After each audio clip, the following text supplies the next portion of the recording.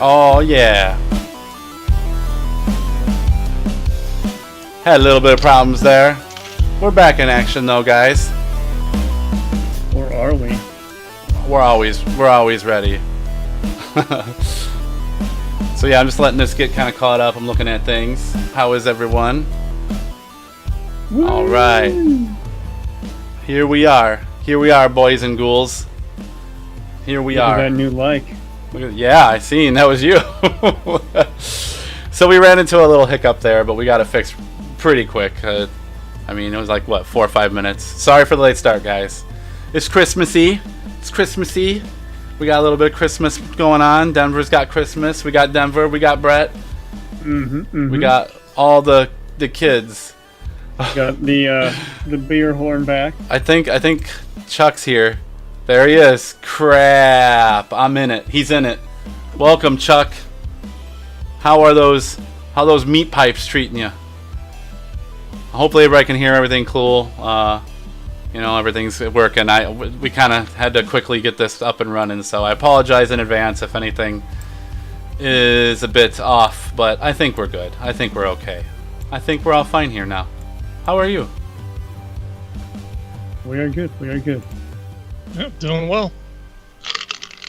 I missed an opportunity for a background switch, but that's all right. We'll work it in later. Hello, Corn Lorden. Hello, Corn Lorden. Remember to like and share. Thank you. Thank you. I'm here. I'm here. I wasn't here last weekend. I've been a little yucky. I got some yuckies going on, but we'll get it all fixed. We'll get it all fixed. It's no big deal. I'm here, and we're gonna do a game chat today. We're gonna do a little more tame, relaxed thing. You know, just thank you, Corn Lorden. I'm feeling all right, Corn. Yeah, I'm getting there. I got some weird stuff going on, you know. Get old, things start breaking, you know. Yeah, Brett's stream. Warranty's up. Yeah, Brett's stream last weekend was very good. I thought that was great. I watched most of it, but I was a sleepy bee, so I was and a lot of doctor's visits and stuff have been going on. So, but otherwise, I'm all right. I'm living. And so, how are you guys? Let's go over what have you guys been up to? Not much. Just the usual. Playing games and working. Brett? I got my arrogant bastard. Oh, yeah. I got my orange juice. So Rocking the finest Cleveland H2O. There you go, yeah. Been doing a lot. I've been super busy. I got a promotion at work. I think I can finally say that, even though it hasn't been officially announced. Everybody knows. Woohoo! So I'm pretty excited about that. So, unfortunately, that also means I'm busy. We've got like a massive project that we weren't going to do until like the second half of next year, but it looks like we're going to move it up to like immediately. So, you know, that'll be my first big hoorah. Hoorah! Not Just hoorah. adjusting audio levels here for you guys. So yeah, we got a new thing set up here. We're gonna have some nice chill music going in the background, so it's not just our ugly mugs talking to you going. We can actually hear some music. What's playing is down at the bottom right there, so you can see what the artist is and everything. Some of the songs are short, some are long. Just some things I thought were kind of nice. So we got some new followers, and I appreciate that. I'm gonna go ahead and play that here. And I don't know if I can pronounce this right, and I'm sorry. I'm gonna say Bastos for the last name, but. Dude, thank you so much for the follow. That's awesome. We need to get a lot more followers. So, like I said, the more we get, the better. I want to get a few things. I want to get a few things going so we can have like I want to do a giveaway soon. So we'll get there though. We'll get there. So I got like a million things open. I'm trying to look at the chat. I'm trying to look at what's going on here. I wonder if I can just okay. All right, cool. But yeah. You finally got a new laptop. What'd you get? So that means you're not going to be like, be right back, rebooting. He always goes, I'll be back. I got to reboot. What'd you get, Corin? Let us know. So, we got some things to talk about. We'll get to it. But like I said, the format's a little different today. Hopefully you guys can hear that music. I know you guys can on my dudes here. I like the music option. Yeah, good. Yeah, I'm glad. So yeah. Anyhow, we got some things to talk about.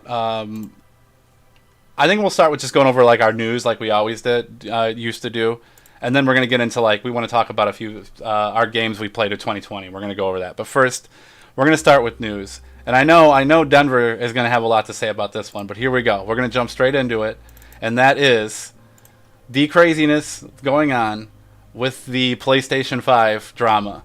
Literally the PlayStation 5 drama. I mean, PlayStation 5 scalpers are out of control for one thing. They're using bots, and that's the biggest problem. And I don't know how you guys feel about that, like if you know what a bot is. So it's like a I know the guys in the chat, I'm talking about the viewers. But like there's a program someone writes that will literally scan for when one's available, a PlayStation 5 from retailers, from eBay, wherever, and it will buy it automatically. And they're buying them, in the thousands and the hundreds, whatever. So like from a lot of the research I was doing, like they're trying to take measures to prevent it, but it's kind of impossible. I mean, the only way to really stop it as a whole would just be completely stop online sales. Yeah, exactly. And the thing is, like, there's also people who are taking advantage of the bots. They are they are basically selling, like, they'll print out a picture of a PlayStation 5 and they'll put like PlayStation 5 for sale, read description, and they'll put like a price of like $500-$600, whatever. And then there's all the information about PlayStation 5, and at the bottom, the last sentence says, "This is just a picture of a PlayStation 5. If you're human, don't buy this." But the bots are buying it, and he's just sending them a picture. So there's there's that way. But so the other thing that's going on is apparently Walmart employees. There is a TikTok video that, and I'm probably gonna butcher this. Adorable Mia is the user on TikTok. She shared a video. I have the video. I'm gonna play it, but it made me dizzy. It's like it's a very bad cell phone thing. So that Walmart employees are snatching up the systems. So in this video, it's really hard to see because of the aspect ratio, and she's holding her phone funny. But these Walmart employees were literally buying the only 4 PlayStation 5s they got in before they even got out to people. And they're just the employees at Walmart. And she was filming them, and they're like getting upset with her because, she caught them doing it. These people, it's like, no one's over there. It's just employees. And they got a little upset that she was doing this. So, I mean, that's another rotten thing that's going on, too. It's like, well, then no one gets a chance, so... there's one thing that's suspicious about this, because I worked for Walmart for a little while. I could not afford a PlayStation 5 when I worked at Walmart. Yeah, that's true. But, that's the thing is you're saying that they were upset and everything. So, Sony chimed in, and they're trying to accommodate the demand as best they can, but they're saying that they just can't. I don't know if I buy that 100%. I think they're just, like, okay with the whole... Do these scalpers have a changing IP so they don't get got? Yeah, they're probably using VPNs and everything. Nice, you got an i5, cool. But yeah, and then the last part of this, I just kind of want to go over. Do you think that scalping these things and the bots should be illegal? Discuss. Absolutely. Yeah. Absolutely. Scalping, but the bot part, yes. Ticket scalping's illegal for like shows and stuff, right? Isn't that illegal? I'm pretty sure. Yeah. Because you can resell your tickets. That's not scalping. Scalping's that guy who's standing out front of wherever you're going to the monster truck show when they're sold out, and he's like, "Hey, I got tickets over here," and the price. Technically, that's not considered scalping unless the price is above retail. And these are. Yeah. But I mean, for these, the graphics card industry is having the same issue. Nvidia and AMD with scalpers doing the same business. Right. It's horrible. I mean, there's a group that's notorious right now that they bought almost 1,000 PlayStations, and they acknowledge it, and they're like, whatever. Wow. Yeah, this is our game.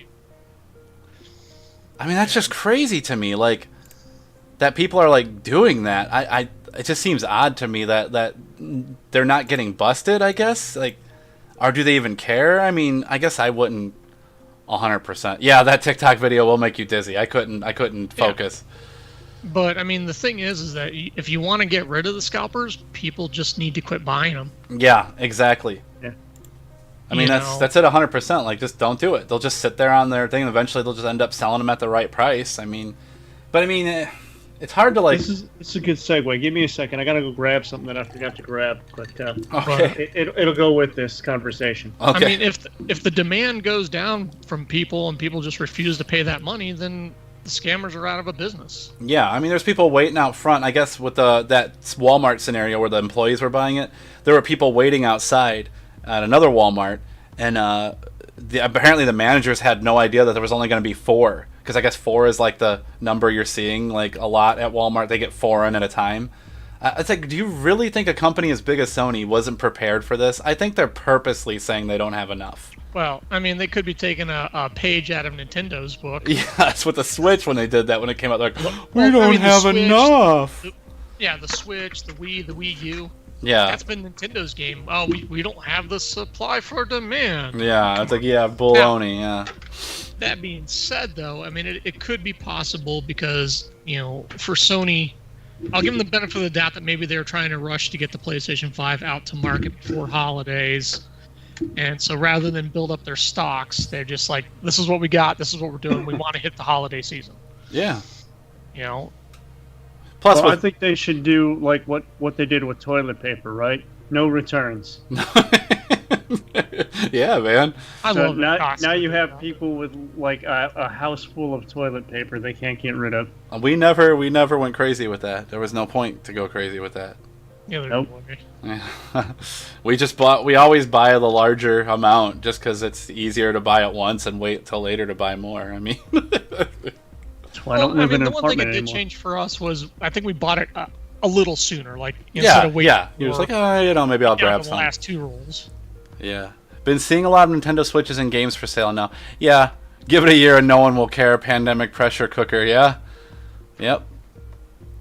Yeah. So speaking of Nintendo Switch and the scalping situation, I got some new toys this week. Yeah, buddy. They're disappearing, but hold them in front of your face one at a time. There we go. Oh, there you go. Perfect. Yeah, like that. So explain what those are. Come on. These are the Mario Kart Live carts. So you can see they're like the size of my head. Now, I have a small head, but still, these are much larger than I thought they were going to be. Yeah. So they're a lot of fun. I've got a 1-year-old and a 3-year-old, and they've been chasing them around the house, which is a blast. You got the little...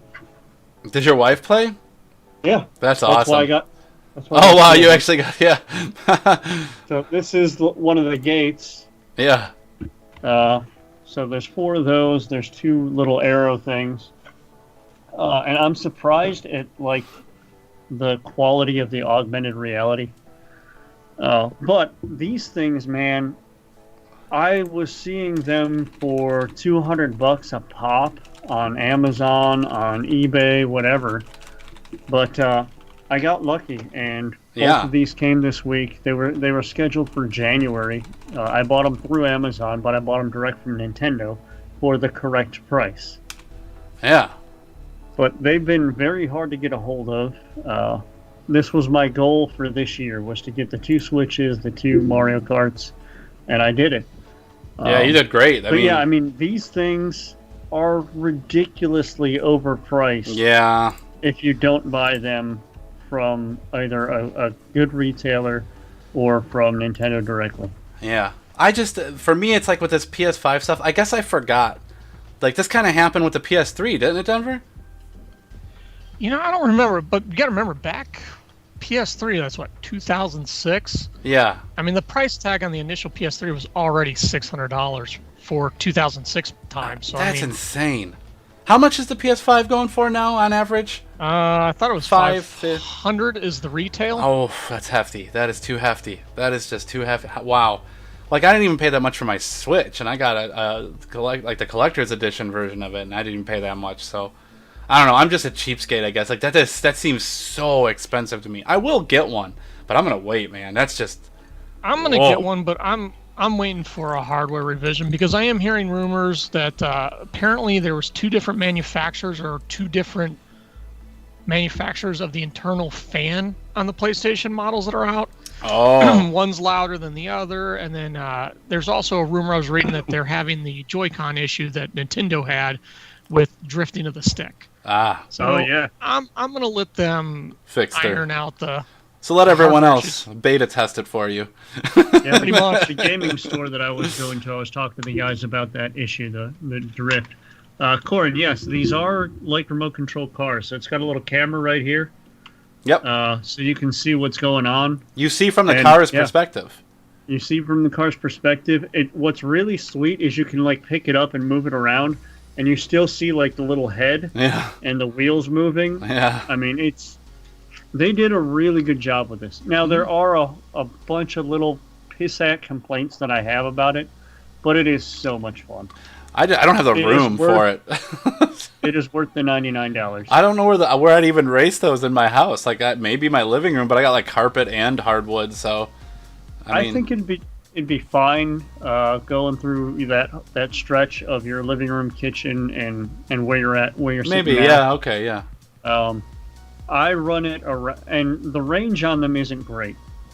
I have a sweet idea though. I have a sweet around a little area.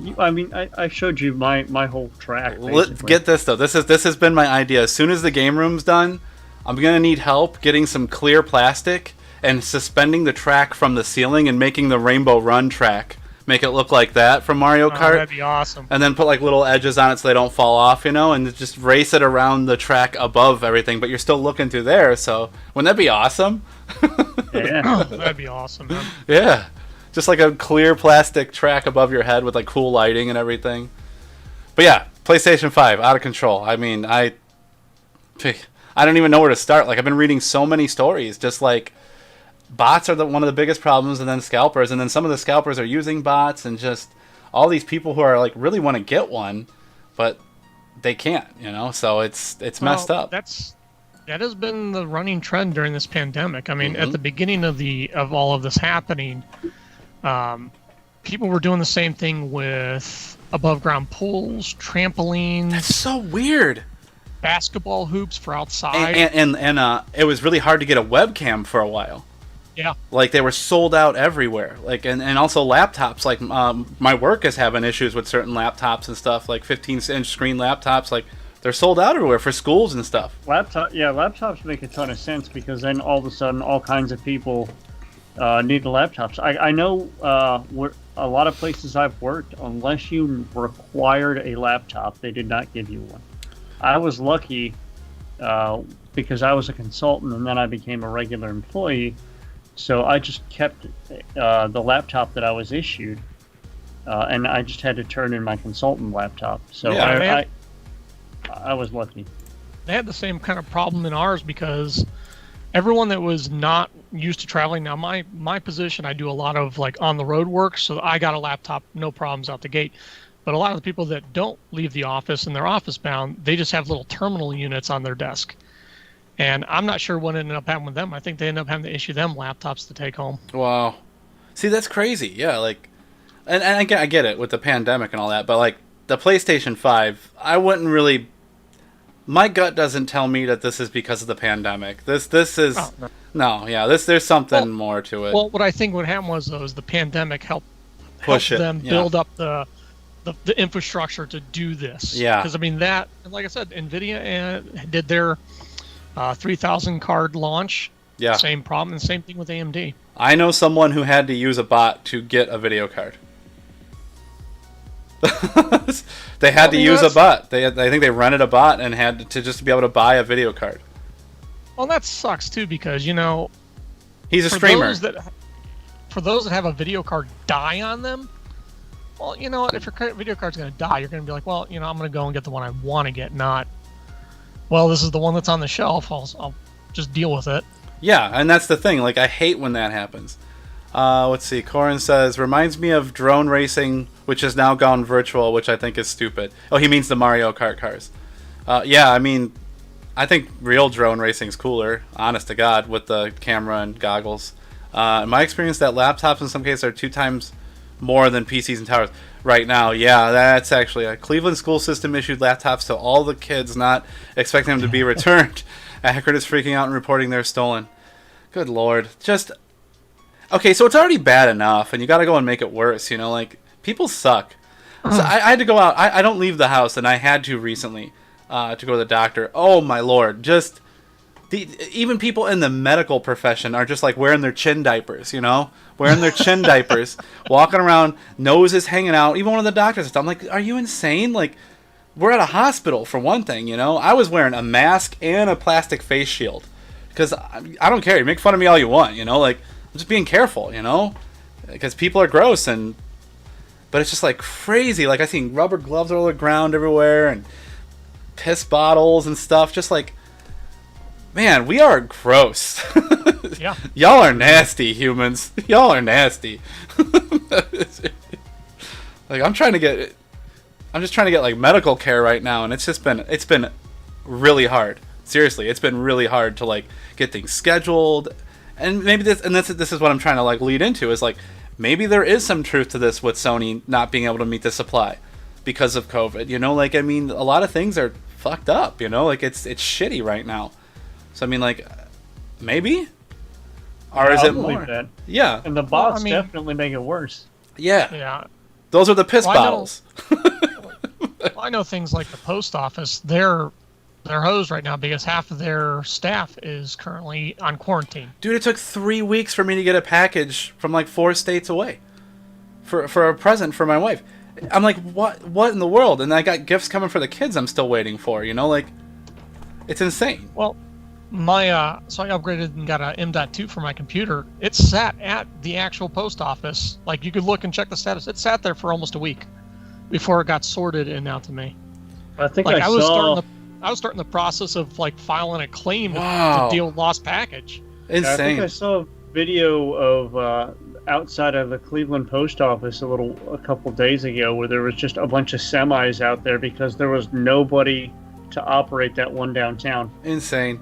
You know, we think we're so advanced, and then something like this comes along and just completely shits in our Oreos, you know. Yeah. But yeah. So Corin said, "How's the nation's internet infrastructure?" And that's one of the things. Terrifying. And it kind of goes along with the bot thing that I'm focusing on for my job is basically fraud and other bad actor mitigation. So. Yeah, that's going to be a big focus of mine this year. You got to look at like the video card thing Denver was talking about. People want to play games. The people who are buying those video cards are not playing video cards. They're mining cryptocurrency. That's where they're going. Yeah. And now, granted, ASIC and stuff like that is a lot better for certain things, like, you know, like specific built miners. But people are still running, you know, 16 of those cards in an array, you know. It's just, I can't even, it's going to make me sick. Like, I understand, I'm into cryptocurrency. I mine cryptocurrency, but not at that level. You don't need, I guess if you have the means, but I just don't understand unless you're getting free electricity. It's, anyways. So you guys, that's the thing is. Yeah, so you're pretty much on board, though, with where I'm at, that I think this should be illegal. Bots and the scalping of these systems. Do you think it should be illegal? I'm on the illegal bus. Well, I'm thinking of the bots, platform side too. I mean, that's bad for whatever the seller's platform is. Yeah. It creates ridiculous load. I made the mistake of having my medicine shipped instead of picked up. It took 11 days to come from Macedonia to Macedonia. Cryptocurrency is very much still a thing. Bitcoin was doing real good. That was a good thing. Made some dollars on that. It kissed... I want to say it kissed 19,000 again. It was beautiful. But yeah, right in time for Christmas. But yeah, so it's picking up over here. It's picking up over here. You're such a dad. All right, next thing I wanted to talk about. Let's move on from this for our anger on. Everybody knows Super Smash Brothers is a fun game, and they add new characters. This character that has been added was announced, I believe, at the Video Game Awards, and Sephiroth is now in Smash Brothers. And from what I hear and what I'm seeing, bro is OP, like hardcore. Like if they give him the sword that's seen in the games, I mean, just watch. Someone from half watch the video. Yeah, look, you see that in the sky, and you're like, oh yeah, Everyone's just like, nah, bruh, this is not good. And this shit is like... The comments on this, or reading the comments on this was cracking me up too. Yeah. And it's just like insane. Like his some of the specials he has and stuff. It's crazy. I don't know what this. I forget what this is called. That's going on right now, but I'm sure Denver or Sean would remember. Here he comes. Here he comes. And when I seen this, I was just like, oh wow. Oh, they didn't. They did. There he is. Yeah, there was stuff about he's the only one that didn't get a invitation. Just look how long that sword is, man. He's And gonna then- have some serious reach. But look at these. Look at this. It's Well, just. and you'll see a fatality in here that I guess is a throwback to a different advertisement. It's- I haven't seen it, but Oh, when he's got Mario on the sword. yeah. Yeah, So, it's I don't actually wanna- I don't around wanna his. give it Yeah, away. yeah. If you haven't seen this, and if you haven't, but yeah, this. I'm pretty pumped about it. I got to try to go unlock them now. Because I mean, I haven't played it in a few weeks, but me and my son play it. Yeah, there comes the wings. It's like, oh no, man, they really went all out with him too. And it's so weird seeing him on Nintendo. I mean, Yeah, that is. Kind of he's for me, he's a Sony guy, you know, like, but Yeah. I mean, every Final Fantasy, aside of the ones that were on Super Nintendo and Nintendo, the modern ones that I played were on Sony. I mean, they're right here, yeah. Never look. Oh, wow. That's pretty brutal. Yeah, but it's through his suspender thing there. That Of course, was what I he's was gonna talking fight him. about. Of course, he's gonna fight him. I mean, yeah. Oh yeah. But I mean, like, how fun is that gonna be? Like, I seen that and I was like, I pooped a little bit. I was like, whoa! It's sparkling vampire. No, it's Sephiroth. Oh, that's awesome.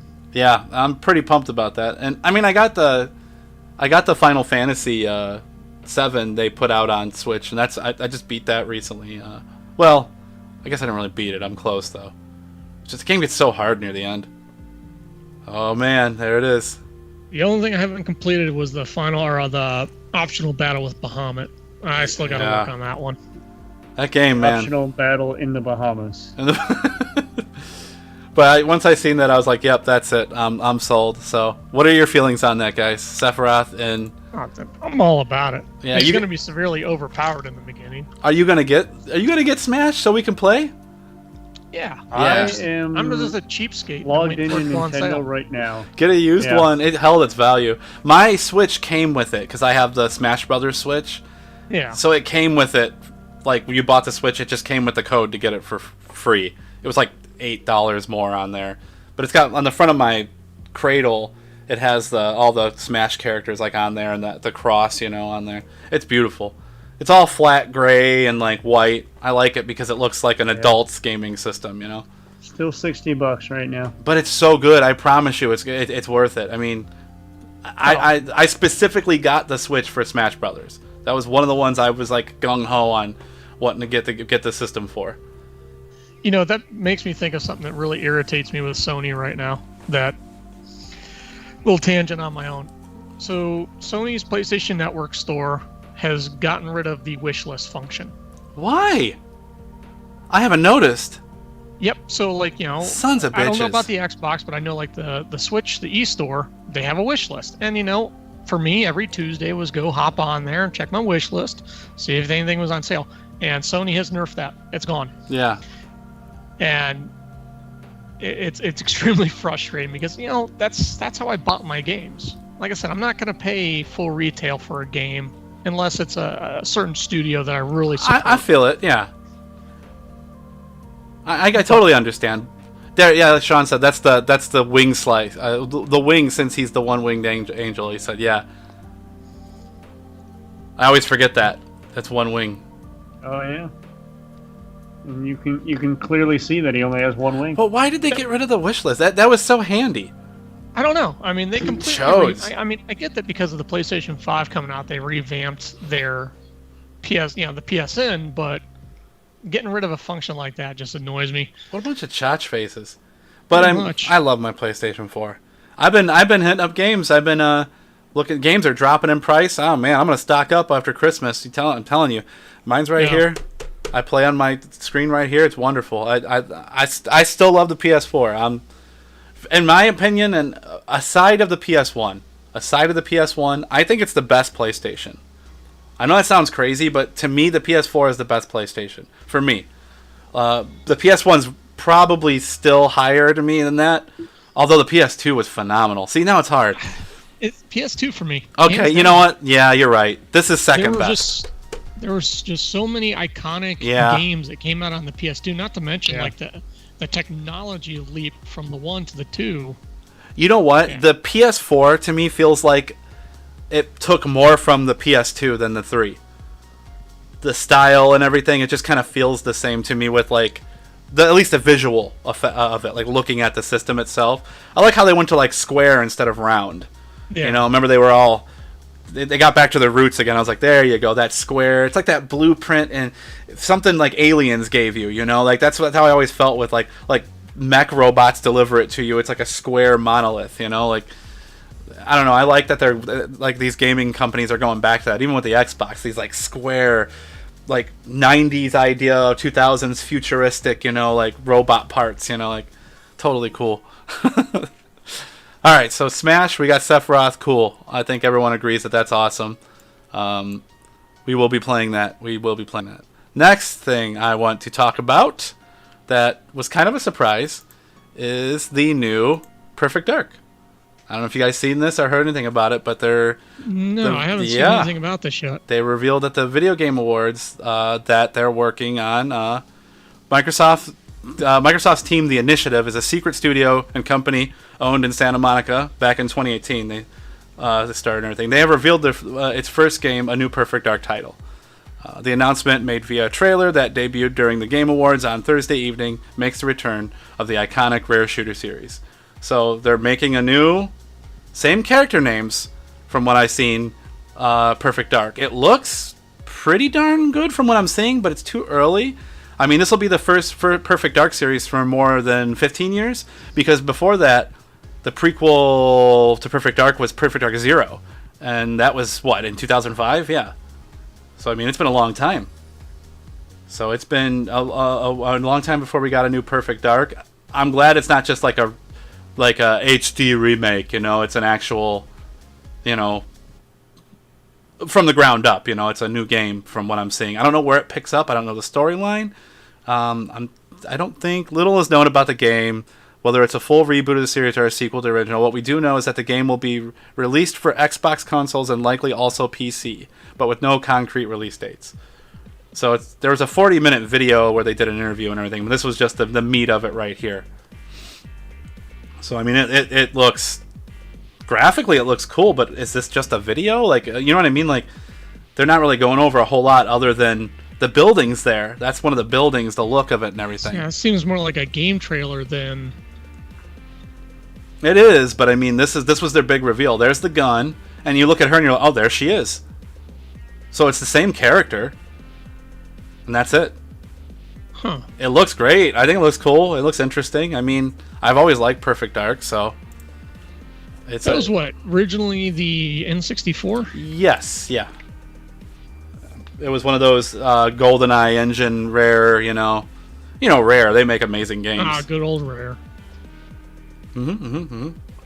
So yeah, and then they had Perfect Dark Zero, which was like a prequel, and that was an older one. That one was not so good, but Perfect Dark was good. I have it. I mean, it's a good game. It's a good guy. So that's Perfect Dark. What do you think, Brett? I like it. I don't have a lot to say about it. I didn't really play it too much, and in the little bit that I might have played it, it's been so long I've forgotten most of the details. Yeah, same here. Because I think last time I didn't touch the prequel, but I remember messing around with it a little bit on a friend's N64. So I'm trying to recall. I think they released it. They released it on the Xbox 360 also, and the arcade, like a digital download, so you could play it on there.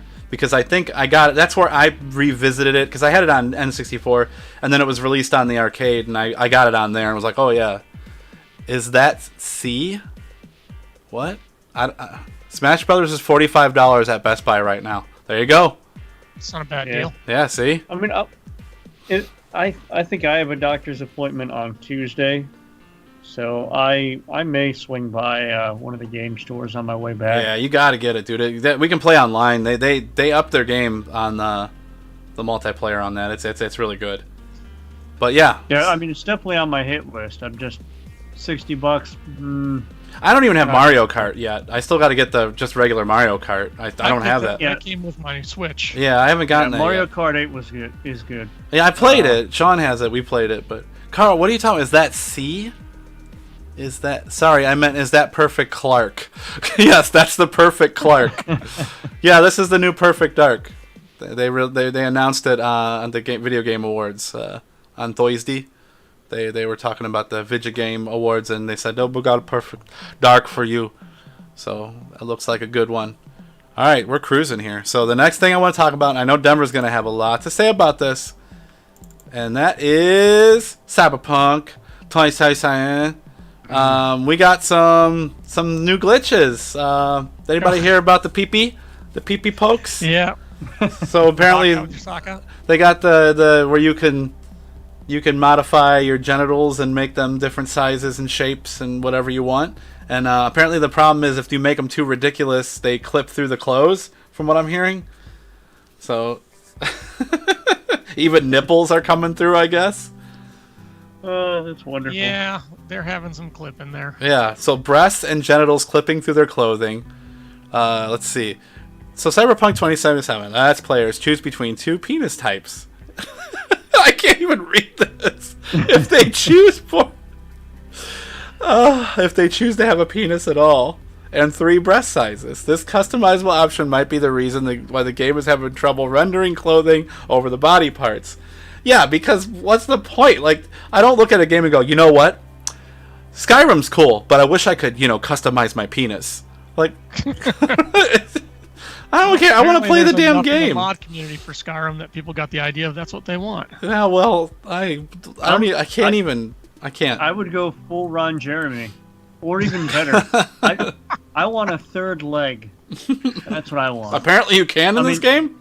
Not in real life, because I'm not well endowed. But what I've got, it gets in the way plenty. So, but wait, isn't this just a single player game, anyways? It is a single player game, but there is talks of a multiplayer standalone coming out for it. Why do you need to modify your genitals in a single player game? I mean, who cares? I have no idea. More importantly, why wouldn't you?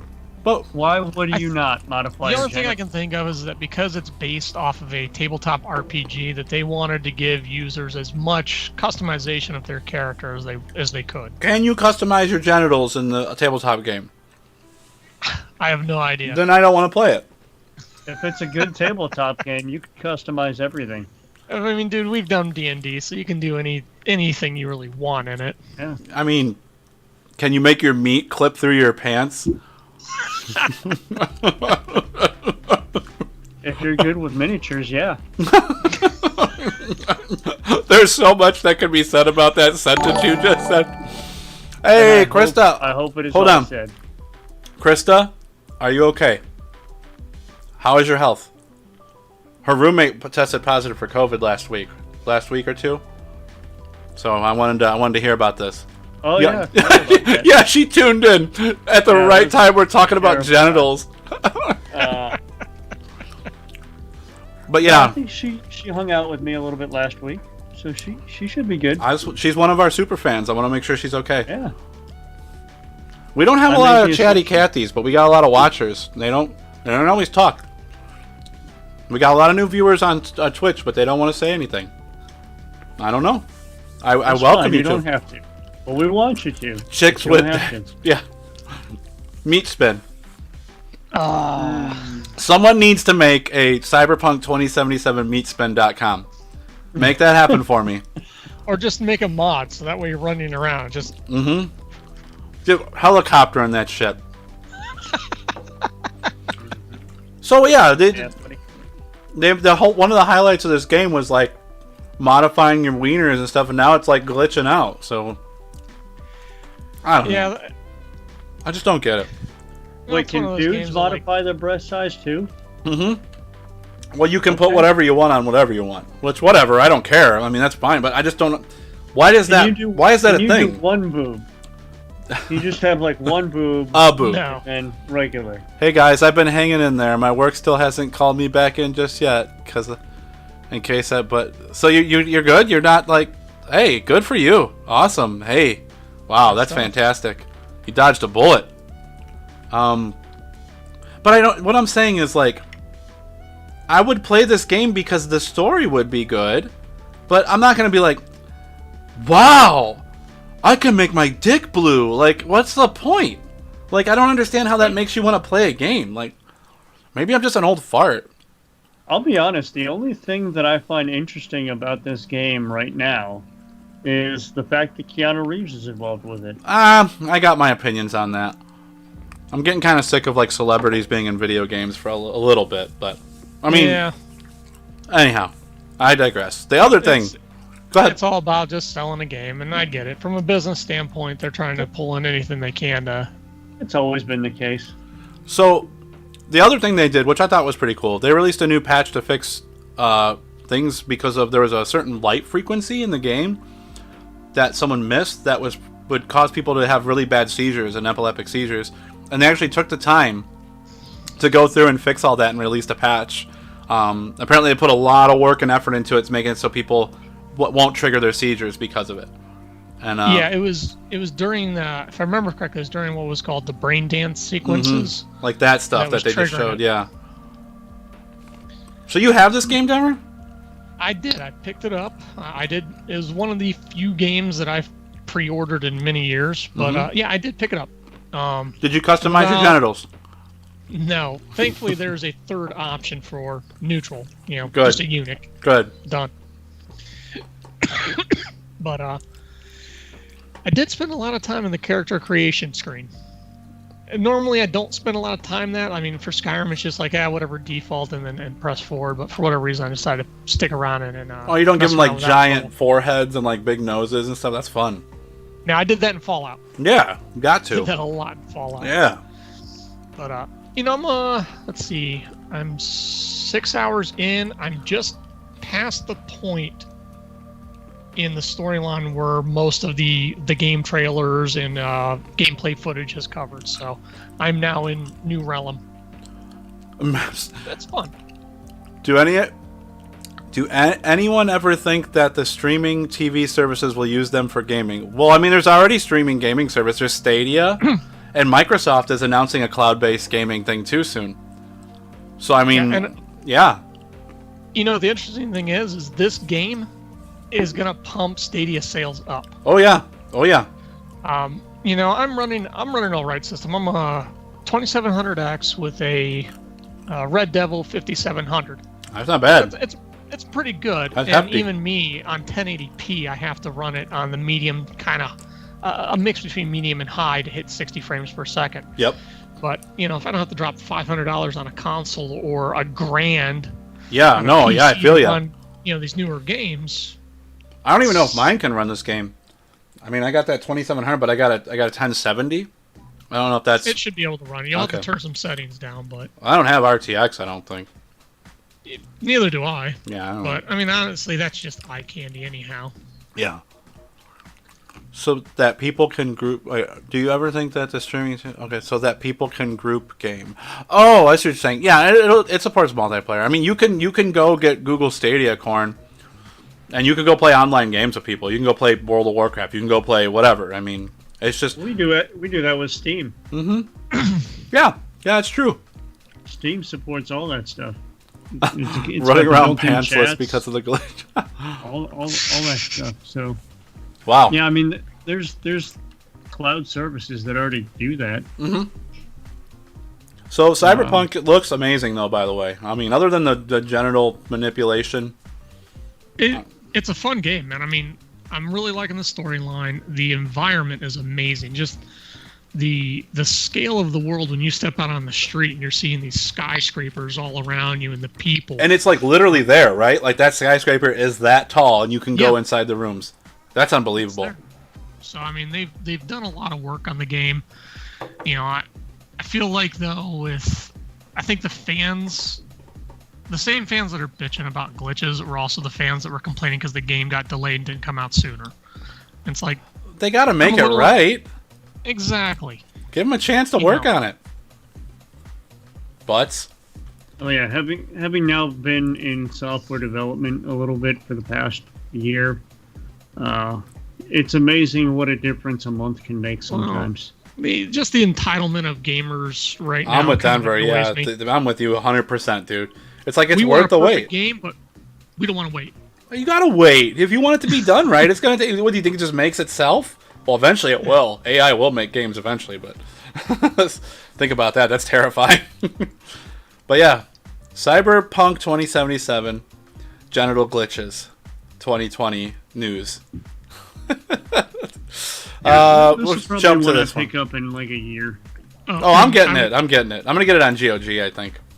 I would highly suggest anyone out there that's on a PS4 or an last generation Xbox, don't mess with it. Yeah, it looks. I seen that picture that one of our friends posted. It's like he looks all like fat, like mountain man. Keanu Reeves sitting on the floor. Well, they're the Denver's video glitches and texture loading problems is really plaguing them. Like you go into a thing and it's taking 5 to 10 seconds for the textures to load. And yeah. So yeah, this is a game. For that console. This is a game I'll play on PC, for sure. This just feels right as a PC game. Now, what I was thinking about is like this game looks awesome, but imagine if they made a game of this caliber for like Ghost in the Shell. Oh, I would buy that. Like price. You play as like a member of the team, like, or you could be like a villain, and it's multiplayer. I would pay full price for that. I'd be all big and gross and in a chair and just be like, I can't leave. I have to play this. Because that would be amazing. What was that character from South Park? Mom, toilet. Yeah, they were playing World of Warcraft. All right, so that was my news on Cyberpunk. The next thing I'm really excited about, let me get it here. So Sega was showing. Oh, go ahead, man. Don't want to miss this though. I'm waiting. It's coming. So Sega is up to some crazy. So they showed off a prototype for the first time ever. Do you see it? See that little guy? Yeah. That's the Sega Venus. And you know me, I'm a Sega fanboy. But what, if anyone knows me, what is my favorite Sega system? Sean knows the answer to this. Nintendo. It's right there on the screen. It's Denver, you just fixed the board for me. The Nomad. Yeah, the Nomad is my favorite Genesis system. I don't know why. That was the guy who revealed it. He's awesome. I don't want to butcher his name. I think I have it in here, but hold on. Hiroyuki Miyazaka. That is it. That is correct. Yeah. Pretty darn close, yeah. Yeah, and he revealed it. They were going through like the history of Sega, and they were going on, and all of a sudden he just pulls this thing. I was like, oh hey, check this out. This is a prototype Nomad, and everyone's just like, what the shit? There was a prototype Nomad? And then there was like some more talk on it and everything, and people are saying, they're probably going to release a, like, not so much a mini, but they're going to release a prototype version of the Nomad Venus with like built-in games and everything, well, kind of like those mini systems, and it'll be for sale, and you can get like a little pre-built guy. Oh, I mean that's cool. But I like that Nomad would look so much cooler like that. I don't know. So the Nomad plays Genesis games, like almost all the Genesis games. If you haven't watched the Quarantine Special, it was hilarious. Oh yeah, back when. And I was just excited because like there's a first look at it. I mean, apparently it had a different type of screen in it. It wasn't. It looks like it's not one of those cold cath, lit screens. It looks like it's an actual, maybe I don't know. Would you say like a TFT or something? But possibly. It doesn't have that look. It's not turned on, so it's hard to tell. Apparently it works though, and that's the only existing one. It's like I would kill for that thing, and that's what it was gonna look like. They were like, yeah, it's just gonna look like this, and they went completely different direction for some reason. I think that looks fantastic. I like it. Compared to the regular Nomad, which is that big black brick. You can see it up in the top left there. Yeah, I mean, the only thing I would say is probably just change the coloring scheme on it, because at the time of release, everything Sega had was black. Yeah, well, in Japan, a lot of the stuff was gray, blue, black, and red and blue. There was a lot of that. Yeah, that looks like a Game Boy.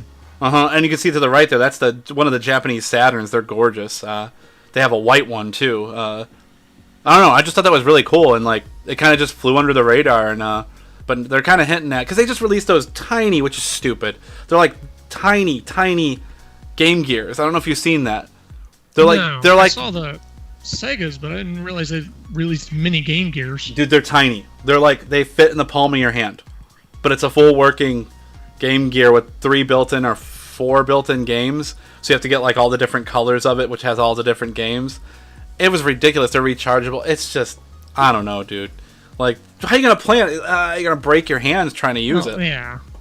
It's something great for kids, but, I mean... Yeah, and they won't even understand it anyways. Well, yeah. Oh, this is stupid. It's like 3G. Is that Fortnite? Oh, I mean, my son loves all the old stuff, thank God. This is kind of too small for me, so this is one of my Raspberry Pis. That's about how big the minis are. Yeah, I've seen, one of these days I'm going to buy, I think probably for this one, a screen that's this size. Mm-hmm. And, I mean, that's like almost too small for anything anymore. Too small. I mean, this is the size of the screen that were on the old school Game Boys and Game Gears and whatever. Yeah. And you know, you were looking at dots. You barely had full color graphics. Dude, they're not even. They were like shit ass LCDs too. Like even on the Nomad, it was literally. Oh, I don't remember what kind of display it was, but it has it uses a fluorescent light behind the screen to light it up, not LED. And the refresh rate on the screen was like ass, like it ghosted like crazy. But I still always loved the Nomad. I mean, my Game Gear, I love that too. But I like modding the Nomads. But seeing this thing, like, it gets me so excited. I hope they release that prototype as a little, you know, all-in-one gaming, like, because that's beautiful, rechargeable. Say it has 80 games. I don't care. I'm happy with that. Someone will hack it so you can put more on it. They always do. Oh, yeah. You know? Even the Game Watch has been hacked. The Nintendo Game Watch, they got Doom running on it already. Doom runs on everything. Yeah. But yeah, I mean, I just thought it was cool because it's seen the light of day and it never had before. And they were like, oh, hey, there it is, you know? So, Sega prototype, really cool.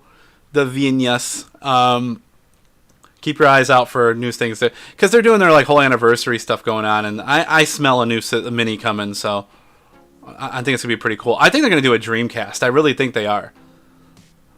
I'm actually working on a little project on a Dreamcast right now. Are you? You put an SD card in it, reader in it? For someone, yeah. That's what I want to do. Yeah. So it's the was it GDMU? GDMU, yeah.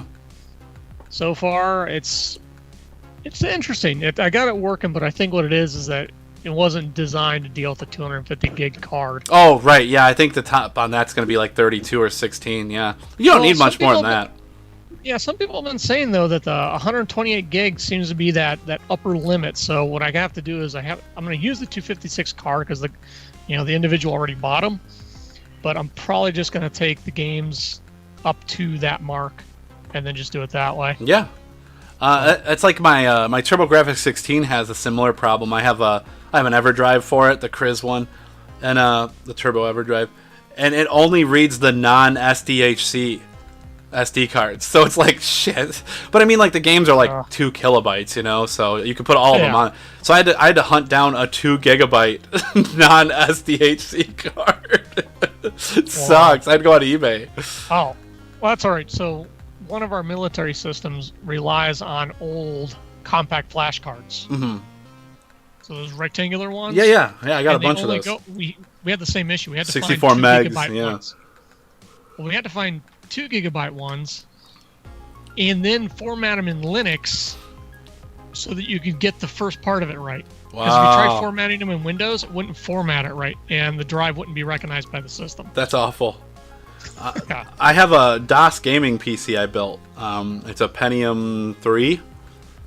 Pentium 3 something. I think actually, you know what? It's a Pentium 3. It's a Pentium 3 400 megahertz, I believe, or something like that. Anyhow, I got a IDE to SD card adapter. So I just put a 64 gigabyte SD card in there. And it's a lot easier than monkeying around trying to get stuff on the drive. I just take the SD card out and put it in my modern computer and just copy old games to it. All right, so the next thing I have, we're going to cruise through here, this other stuff, is a new Mass Effect also. So that looked really interesting too. So I don't know if you've seen that. there are some hinty hints at a new Mass Effect. I don't know if you're a Mass Effect fan. I am. I liked Mass Effect. I actually ended up buying the trilogy for PS3 a long time ago. I tried, what was the fourth one? The, what was the name of it? Andromeda? Yeah, Corin, I know what you're saying. On it. Oh. And I just couldn't get into it. We lost Brett. Where'd he go? You say you go in the bathroom? Okay. I'm looking at my games. Oh, yeah, Andromeda's good. So you said the last one you played was Andromeda, Denver? Well, that's the last one that was released, right? Yeah, I'm pretty sure that's the I couldn't newest. get into it. I agree, it wasn't that good. I like the first and second one. Those are my favorites. Like, the first one's phenomenal. I wasted so much time. When I got my 360, I played the second one like crazy. Like, I got it real cheap at, like, Record Exchange. And it was nice, man. It was a... I still love the 360. I think it's a great system. I got two of them still. Oh. I got a Elite and a regular. I really thought I had one of those, and I'm not seeing it down. Well, it was on PC also. It was on PC. Oh, it just popped into my head, and it's not to deal with this. I'm gonna drive off real quick. Yeah. So it's looking like the PlayStation 5 may not be a good console for us down the road. You know, for those of us that collect game consoles. Yep. When I was looking at the hardware review, the internal SD is on the board, the actual motherboard. It's not replaceable. Mm-hmm. And so with those SD chips having a finite write to them, unless they come out and allow the system to be installed on an external down the road, you know, these things these Xbox or these PlayStation 5s may have a shelf life to them. That's a good point. That is scary. It's like, I guess I didn't think of that. I thought they were going to have the removable drives, the like M2 type style stuff. Well, I think they're going to, but right now, from what I understand, the external drive function's not enabled. So just by default, it's better to wait. Yeah. Go ahead, what were you saying? I'm sorry. So hopefully they'll maybe consider, you know, in a hardware revise, bringing it away from the board, or I hope so. At least turning that function on. Yeah, like, jeez. Especially with like the digital only version of the console. Yeah. Like, okay, yeah, well, here's your hard drive fails on it, then what? Yeah, no, I mean, that being said though, I mean, I think when I did the math, it would take 15 years of continuous writing to it to finally burn up the SD inside of it. But well, I guess that's not that bad. Having it mounted directly to the board though, and not being able to replace it like you have on the PS3 and PS4 does make me a little worrisome about getting into the console. I haven't upgraded mine. I just got an external drive for my PS4. It's fine. I did the same thing, but you know, PS3 and PS4 that's something that they've always had the option for. Right. You know, and as game sizes increase, it's kind of nice to have that function. Yeah, that's true. No, I guess there's not a whole lot much more to say. It's just they don't really have a 100% release date, I guess. Let's see. It appears to be a continuation of the Mass Effect 3 story.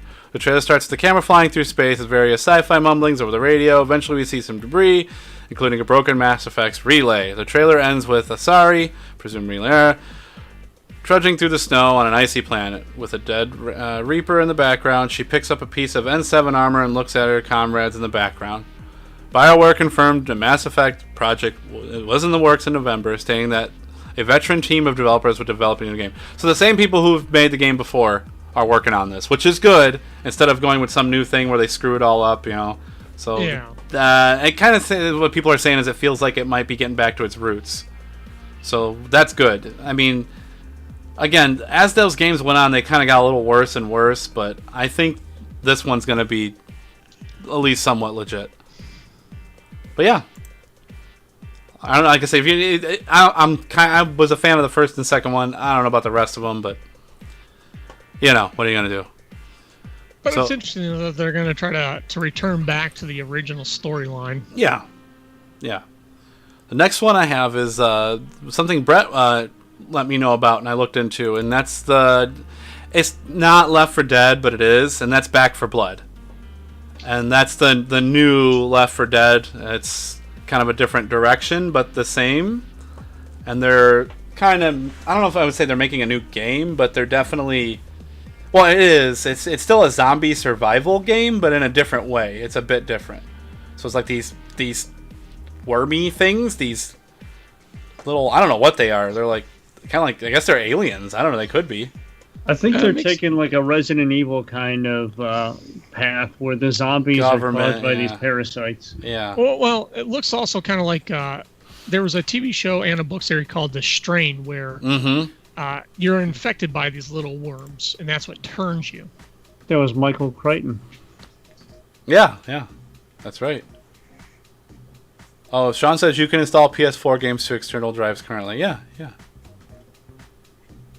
But yeah, this looked really good. I was looking at this and I said, wow, some of the monsters and everything, you can see they added a lot of variety, some really gross, nasty stuff, and real fast moving, those wiggly jiggly zombies that run around. Oh, look, you got slimed. Yeah, I mean, this definitely reminds me of Left 4 Dead. Oh, yeah. I hope that they will also allow you to play both sides, like. Oh yeah. That I forgot about that. Yeah, that was great. That was awesome. Boomer. Oh no, we got a boomer. I just remember encountering boomers and we're just like, ah, shit. No, the witches. Oh the no, witches yeah. Were the ones I hated the most. Yeah, I forgot about the witches. Yeah. By the time you heard their, what was it, whimpering, the crying, like, oh, too late. Yeah, you're like, shit. And yeah, but the good thing was she moved really slow. Not when you scared her and she came alive. No, yeah, once she ramped up, right. Man, she was on you. She's screaming like a banshee and coming at you at 90 miles an hour, shredding you to pieces. Right, but there were entire levels where I was just trying to walk to where the people were. Yeah. And I never made it. Mm-hmm. Yeah, I thought this looked good, though. Like, it looks like Left 4 Dead, though. I was like, you guys, why didn't you just call it Left 4 Dead 3? Legal problems. Yeah, there's a whole bunch of legal battle and craziness going on. The whole new everything is happening. Which, I mean, it's all good. It's all good. I'm down. That's good, though. Yeah, the release date. They said that they have a release date of 6/22/21. So you're center of a war against the Ridden. These once human hosts of a deadly parasite have turned into terrifying creatures bent on devouring what remains of civilization. With humanity's extinction on the line, it's up to you and your friends to take the fight to the enemy, eradicate the Ridden, and reclaim the world. That's it. So yeah, it's exactly what you said. I could never play that game. The Witch freaked me out. It's one of those I usually watch other people play. Yeah. Mm-hmm. Yeah, Left 4 Dead is, if you play it by yourself, it's a little rough. But playing with friends is a lot of fun. Oh, yeah. It's not as bad. We had a lot of fun on that. Mm-hmm. I remember there was like a hack so you could have more than 4 people. There was just like 3 of the same guy with different names. There was like a console command where we found out you can have more than 4 teammates. We'd play like 6 people. But there'd be like more of the same. You'd be like, wow, there's 2 of those guys in the tuxedo or whatever, or that suit. The Louisiana guy. Alright, so another game that's coming soon here. I'm on the fence about. I don't know if I like the graphic style. Is they're remaking Ghosts and Goblins. Just nah. I don't know if you remember Ghosts and Goblins. You're King Arthur. Beep, beep, beep, beep. You go through the graveyards and everything, and you can throw you'll see it. Right when you see it, you should recognize it. Was this an old school, like, Nintendo? Or Yeah. It's on arcade game. Try arcade. But that I definitely played. Yeah, it's they're remaking it with like different graphics. You can see like I don't like the graphic style at all. It makes me think of. This looks awful to me. Like it looks worse. This looks like the same studio that's going to be one of the games that I'm talking about. Yeah, but for me, it's just like I think they're screwing it up. Like I was like, what are you doing? Why are you doing this? This looks awful. Like the older style looked better. This looks like crap. It's like stop pause animation. It looks like poop. I don't like it. Looks like poop. Yeah, this looks like the animation style that I'm actually going to talk about that I really like, but it does not look. It does not work. I ain't digging it. I don't know what to say about it. I don't know how I feel about that one. The original one is so much better. I just wanted to quickly touch on that and see what people thought about it. I don't know, man. I don't like the art style. I don't like how it looks like, paper. I don't know. It looks. It's not. It doesn't. It feels too slow. It feels too wobbly. I mean, if it's a good price, I'll pick it up for like no more than $5. But I ain't spending that much on it because that looks like garbage. All right, the last thing I want to talk about, you guys know, Microsoft ugly sweaters. Just real quick, Microsoft were selling ugly sweaters on their Gear. What was it called? The software or something store? Yeah, you said software. Yeah, like their software store, and they were $70. These garbage piles. What do you think of that? These ugly these $70 Microsoft sweaters. Would you buy one? No. Discuss. Yeah. That's how I feel. It's a money grab. Yeah, No. it's That's how I feel. It's a funny idea, but not for $70. I mean, Right. $30 on Amazon maybe. nah. I've been waiting for mention of the sweaters. Yeah, there it is. I survived the toilet. Yep, The toilet. toilet paper apocalypse. There it is. Yeah. Oh, it's snowing so fast here. But these sweaters are Sorry. ugly. They're $70 and they're out of their minds. Reminds me of Rayman a tiny bit. Yeah, maybe a little. I couldn't. Yeah. But yeah, they're sold out. That's what I wanted to say. These sweaters are sold out. Why? What have you done? What have you done? Okay, so that's our news. Well, Why don't we segue I had into, one more into my item. game next? Wait, what was go Denver ahead, saying? Denver. Yeah. I had one more item. I don't know if you guys talked about it on previous episodes, but Microsoft obtaining Bethesda Yeah. Studios. Yeah. Yeah. And We did talk about that briefly, yeah. Yeah. Does it come Well, with I a guess free copy of Windows? I hope so.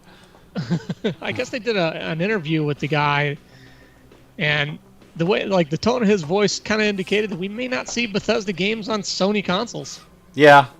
That might happen. That'd be a bummer. It would be, but that's what It's the name of PC's the game. for. That's what PC's for. Thanks, Corey. Yes.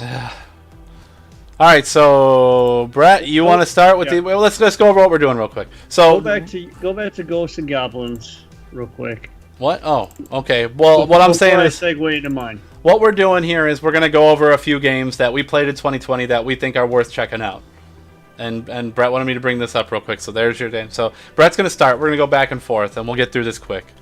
Yeah, so I want to talk about Samorost, which is why Samorost 3 specifically, which is why I wanted to bring this up first. Yeah. Because the animation style is very similar to that. So if you could switch the video now, Yeah. I think that's a good point to switch it.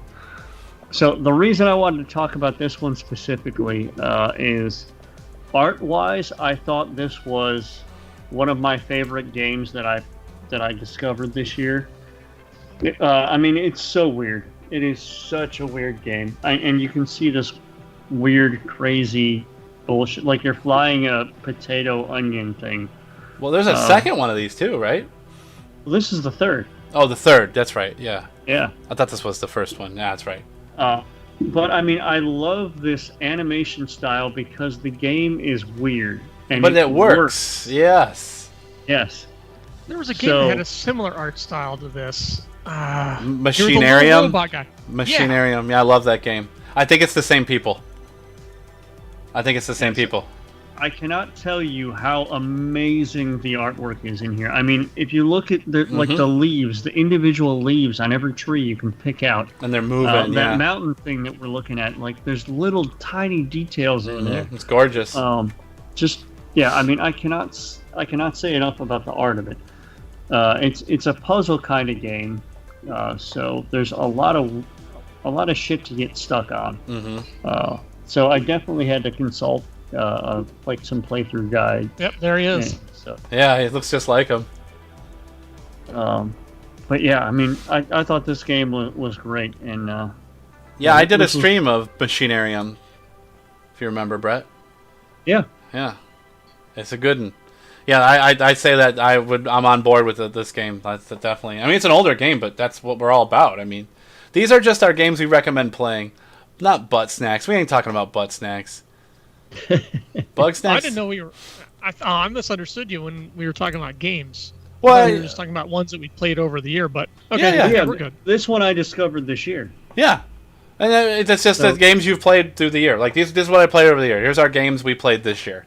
Like, and some of them are. We're either going to say, do you recommend them or do you not? Brett's saying he played this year and he recommends it. So for Denver, which one do you want to talk about? I'm gonna hop into a Plague Tale. Okay. It's coming. There you go. So this one, Diana and I started playing earlier this year, and we had a lot of fun with this one. You know, as I've gotten older, man, like, I want games with story, and this one really hit. So you see these two characters on the screen are, no, Corn, you can't. What is you customize your channels?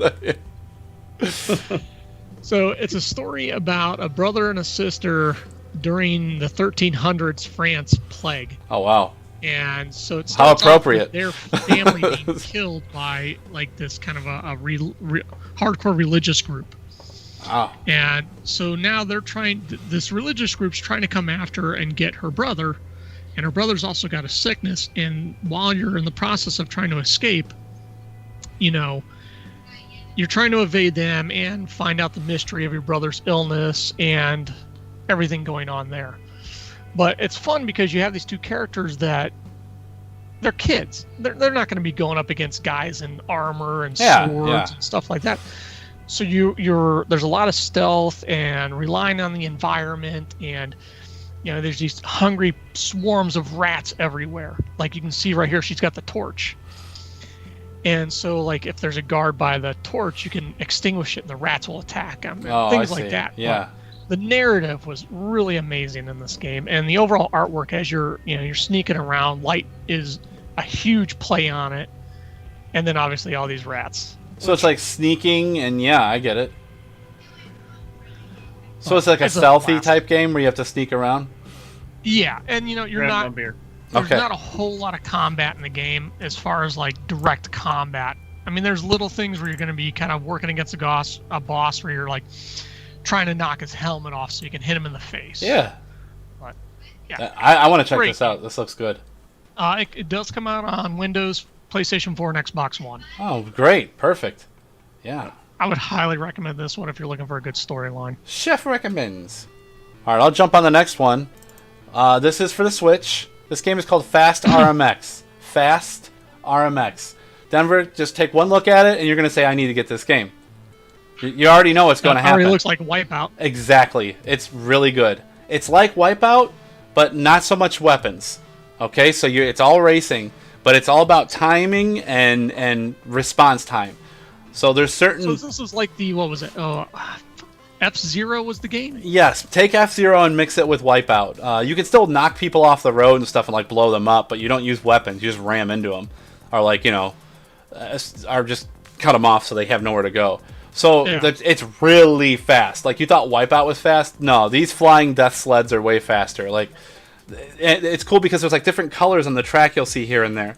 And you have to change your phase to that color to get a speed boost. If you're the opposite color, what'll happen is you'll lose that boost and you'll end up falling behind and losing. So you can run into stuff and blow up, you can crash. Response time is everything, but the tracks are insane. I mean, it's completely 3D, spinning around upside down, going over loops, all kinds of stuff but it goes so fast sometimes that like literally everything just blurs. It's that fast. It seems like Wipeout on the Phantom League. Yeah, it's hardcore, and there's a ton of tracks, there's a ton of ships to unlock. Everything's just unlock, not buy, not DLC. Just unlock it. Do good, unlock it. But this game, if you don't have this on your Switch, it's usually on sale for a good price, like $10 or something. I'm gonna step out to the bathroom real quick. Okay, you need to get this game. This game is awesome. Called Fast RMX. Highly recommend. Brett, you got a Switch. You need to get this game.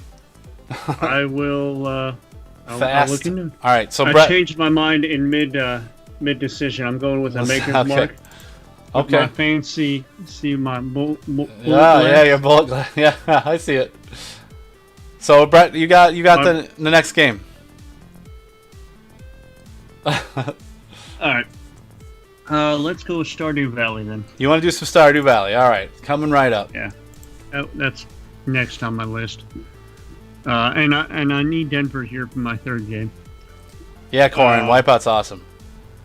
Yeah, so Stardew Valley. I kind of like these games as a mindless. Just I don't want to have any pressure. I just want to knock down some trees and fucking plant some shit, Yeah. I mean, I love my games where I'm doing shooters or I'm doing endless missions, but yeah, I really enjoyed this. My wife played Harvest Moon. Yeah. That's the game. Harvest Moon, which is basically what this game is. It's a sequel, kind of, in a way. It's like a spiritual successor? I don't know. Yeah, it's definitely spiritually the same. Mm-hmm. But yeah, I had a lot of fun with this. I put in quite a few hours for a while. Yeah, you're just going around. You're doing fishing. You're doing farming. You're talking to villagers. Right now on the screen is the mines. So there's like 100 levels of depth in mines. I've been thinking about picking this up. You recommend it?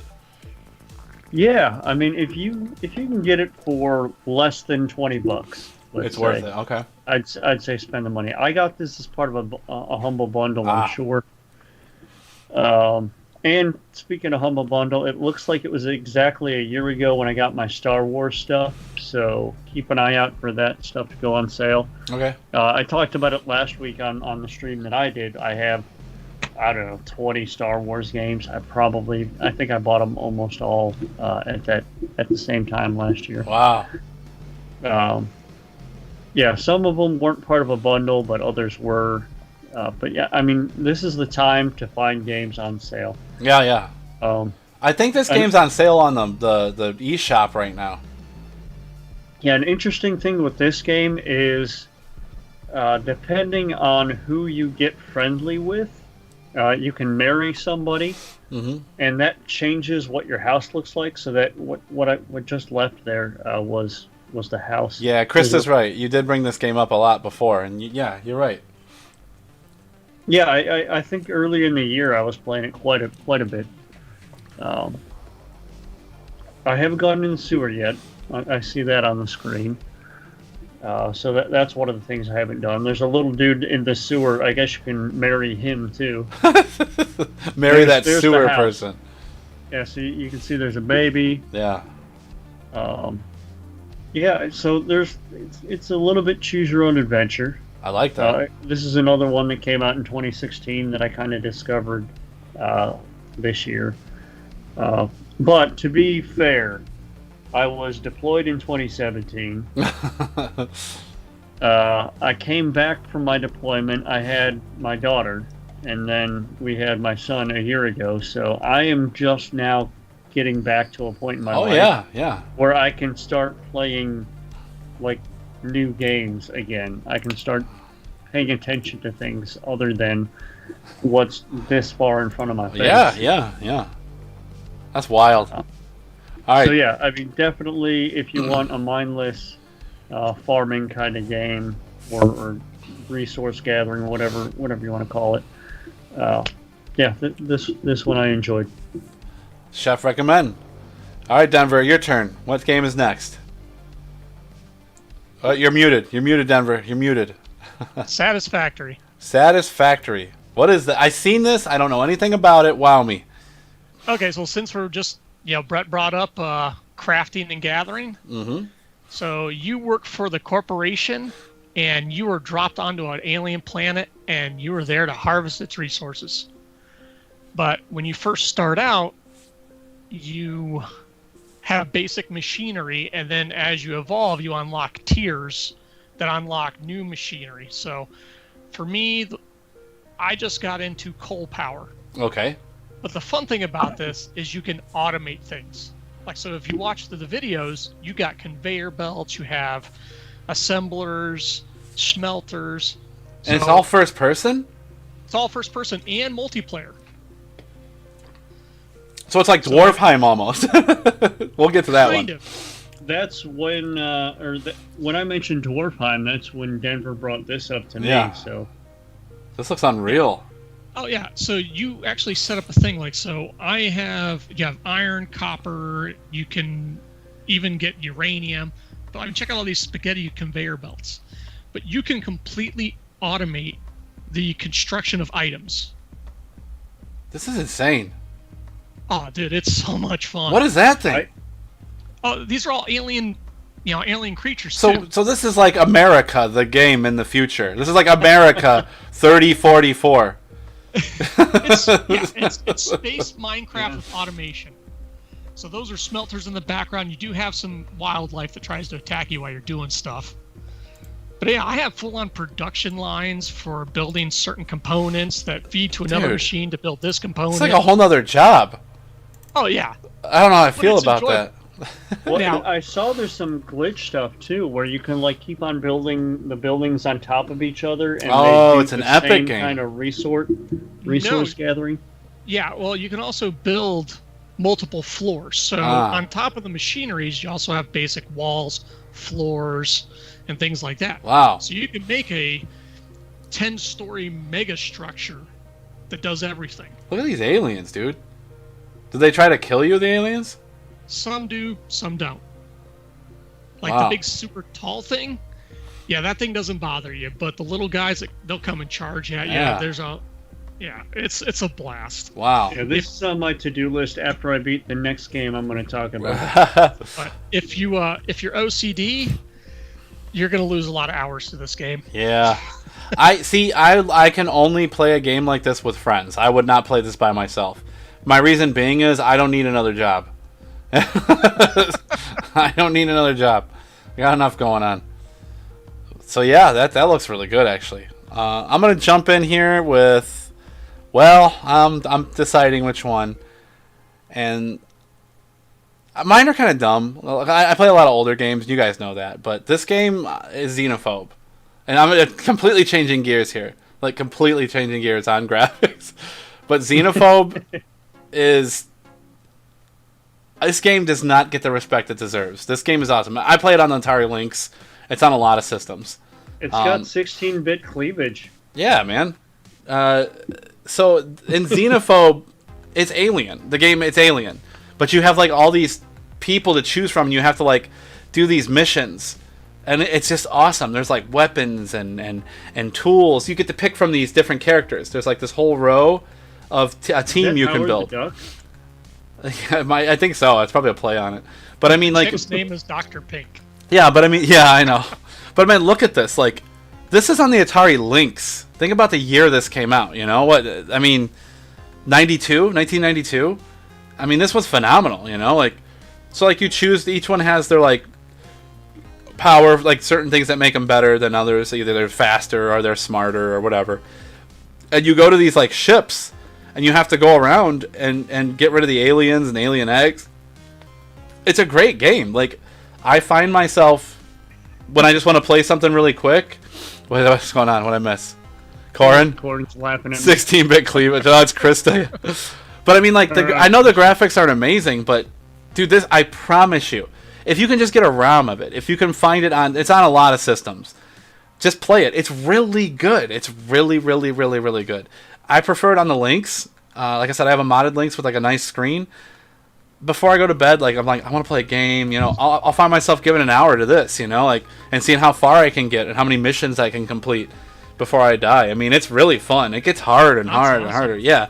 So Xenophobe, definitely check it out. I mean, it's an old game, but it's badass. All right, so I think we're back to Brett now.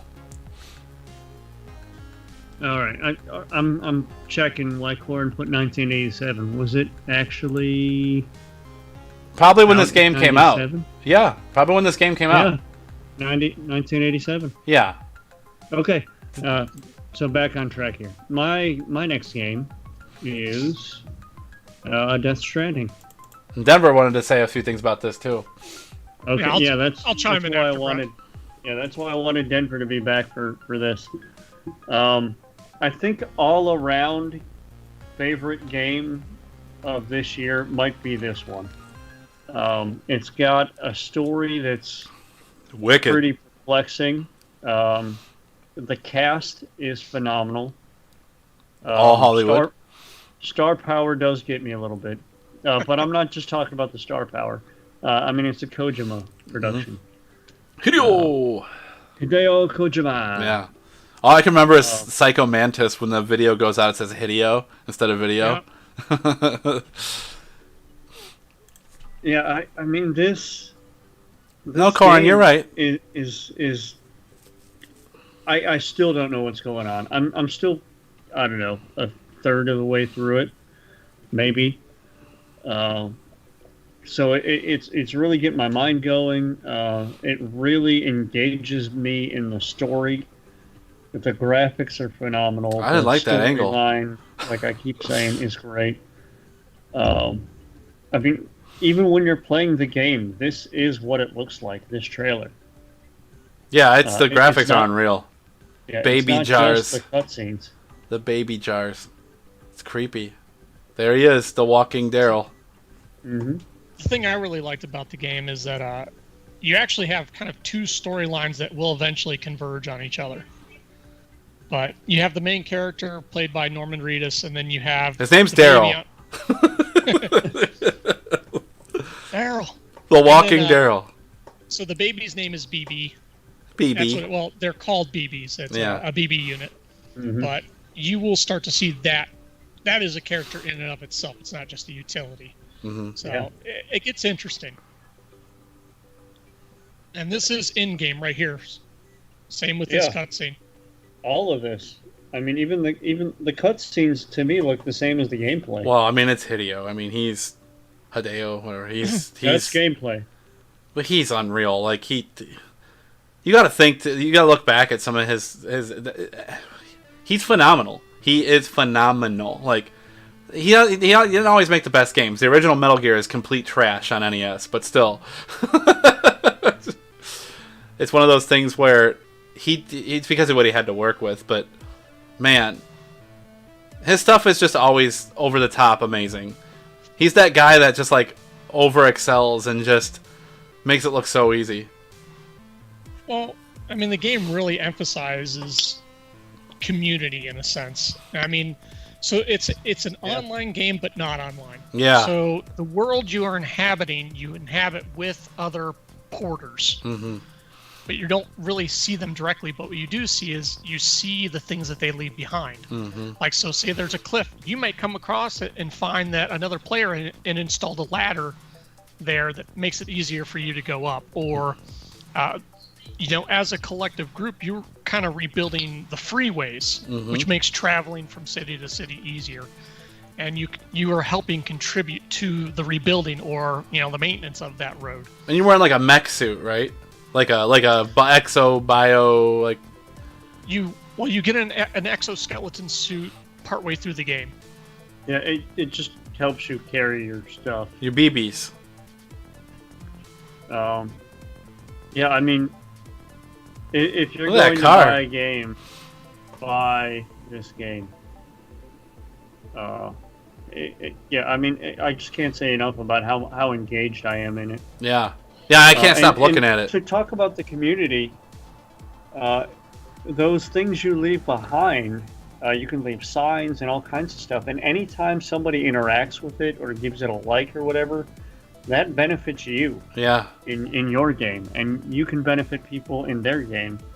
It's just so weird. I'll have to play this on PS4 though. I can't play a Hideo game on anything but a PlayStation right now. It just wouldn't feel right. Yeah. I mean, the graphics are just the icing on the cake. This could have 1982 graphics with the storyline, and I'd still be just as engaged. Oh yeah. Yeah, it's a really cool game. Like I remember when I first seen it, like heard about it, I was just like, "This is a game?" I thought it was gonna be a movie, and I'm like, "That's a game?" Like it blew my mind. And I've watched a lot of like playthrough stuff, and I just gotta do it already, pull the trigger on it, and just get it. Cause I almost won an auction on one, and I was just a fart away from winning, and someone outbid me at the last second. I was gonna get it for $13. This I think I paid almost full price for.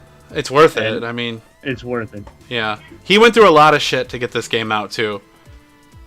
Not to mention all those weebs. I think he originally did pitch it while at Konami, and it kind of got nerfed. That's the biggest mistake they made, was not listening to that guy. He's a moneymaker. I mean, man's a genius. Man's a genius. All right, so I think we're back to Denver now. What do you want to talk about, Denver? Just hit me with whatever comes up first. One of the games you mentioned was Resident Evil 3. I'm a huge Resident Evil fan, no matter what. Yeah. Resident Evil 3, this one was fun back when it first came out on PlayStation 1, just because the idea of something stalking you while you're trying to play the game Scary. was a blast. Yeah. And I just want to say this, out of anyone I know that plays Resident Evil, I have never seen a more efficient human being play Resident Evil than Denver Craddock. Not as good as I used to be. But because it's unbelievable, though. Like, his inventory is so organized, and everything's planned, and ammo's counted, and it was unreal. Well, that's the one thing I didn't really find with this game. Maybe it was the difficulty setting I was playing on, but like the original Resident Evil 3, I mean, inventory management was a must, and so was ammo consumption. You had to really kind of pick and choose. Okay, do I need to shoot the zombie? I only have like 4 rounds, so now I'm going to try to just run past as best I can. Or knife him. Yeah, the knifing's rough in this game. But yeah, we played this one along with the Resident Evil 2 remake, and I had a lot of fun with this one. Yeah, this looks beautiful compared to the old one. I didn't even know that this was out. Yeah. Wow. And you got Nemesis just stalking you the Oh whole no! time. Yeah. Now I think there's a glitch where you can get 2 of them chasing after you at the same time. The Walking Daryl does never change his hair. No. This week on The Walking Daryl.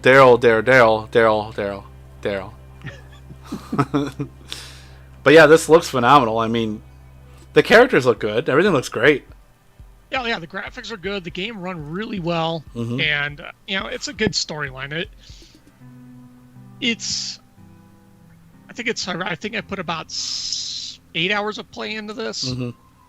But you have other characters you can play with, and you can also go through. And like any of the other Resident Evil games, is that you get bonuses for finishing it faster. Yeah, which makes sense. It's still a fun speedrun game as well. There is replay value after playing the first round and things like that. Right. Wow, this looks great. I wish they'd make more co-op games of Resident Evil, but they don't really do that, huh? No. Just the second one me and Brett played. That was actually really good. Well, our Halloween stream.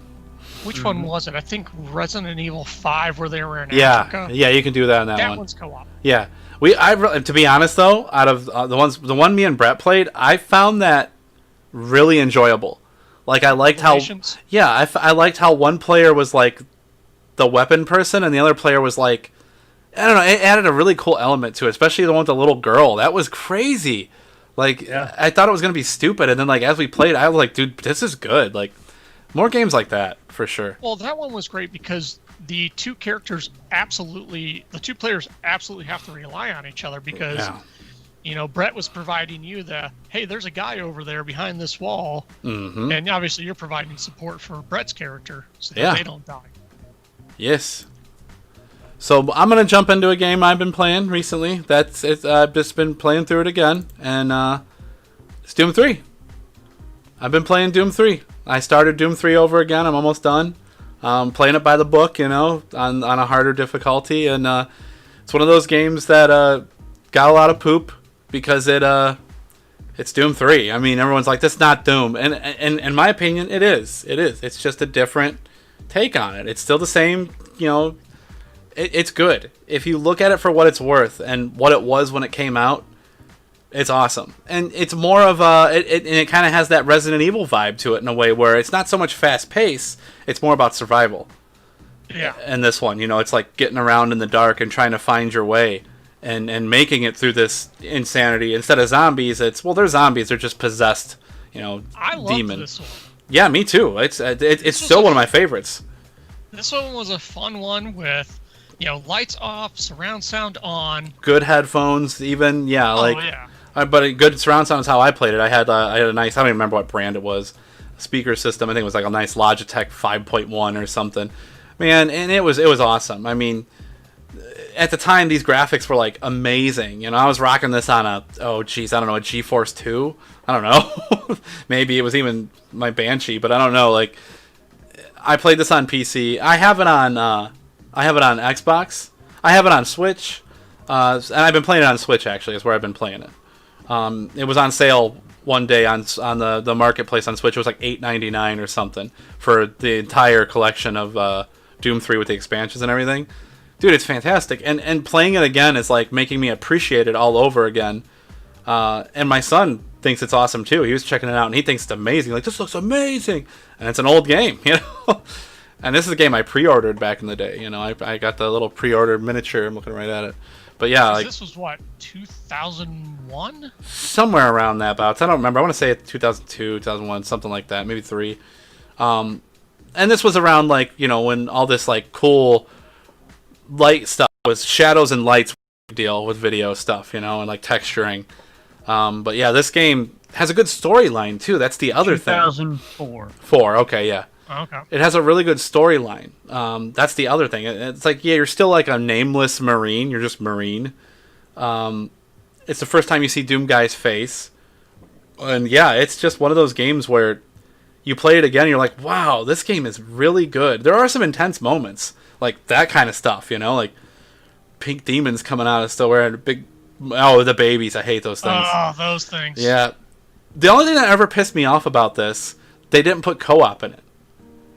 There was a mod someone made to do co-op, but like there was no co-op. It's like, why did they do that? But other than that, if you can find it cheap, like it's always on sale everywhere, just get it because it's awesome, and it's one of those games you'll play and you'll be like, wow, I'm glad I played that. Yeah, about 8 hours. You can beat it in 8 to 10 hours. You know, like it's good stuff. So, highly recommend playing Doom 3 if you haven't. What does Corin say? Waiting for my new PC tab before installing and playing Doom 3. Yeah, man. Yeah. All right, Brett, it's on you. I'm going to keep a similar theme going for my next one. Okay. Pacify. Oh, we played that. Yeah. Yeah. So, that was fun as shit. Was Dude, one of my like favorite Yeah. streams of the year. Yeah, Denver, it was great. I wish Denver was with us on that one. It would have been great with 4 people. But yeah, I really didn't think I was going to like this game. And you said the first clip of that game we played. I don't like it. I don't like it. I'm gonna poop. Yeah, but I really did. I really did get into this one. We had a blast. I don't think this would be any fun at all without having friends in a room or a chat room. Yeah.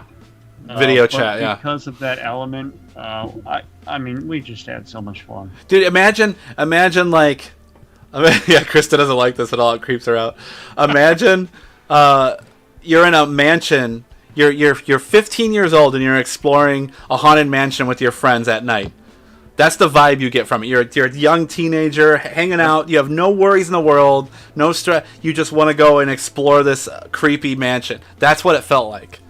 I think the mansion level was better than the farm. Absolutely. But the farm was still creepy in its own right. Mm-hmm. Now, it's a great game. It's still in development, but it's a great game. It's a great game. Good choice. I mean, if they put a couple more levels in there, yeah, that'd be Corin, the answer to that is Doom Guy, and it's Master Chief. Doom Guy is eternal. Master Chief is only temporary. All right. So yeah, Pacify is great. That's a good one. Denver, you have The Last of Us. You wanted to talk about part 2. Yes. There it is. What did you want to say? I had a great time with this game. Now, I mean, there was a lot of people review bombing it and everything, mostly because of stupid reasons, personal reasons, rather than anything about the game. People look so real. Oh yeah, and so this is several years after the first one, kind of continuing story between Joe and her, and. God, there's so much I want to talk about, but I don't want to kill the story for anyone that hasn't played it. I mean, but we gotta know. It's brutal. So that's the main character right there. You see all the scars and injuries on her body. It's an exhausting game. Like, emotionally, like, just you think things are going smoothly. You're like, oh man, we finally made some headway, and then it just gets brutal again. It's just brutal after brutal after brutal. So it's like 2020 the game? Minus the toilet paper. Yeah.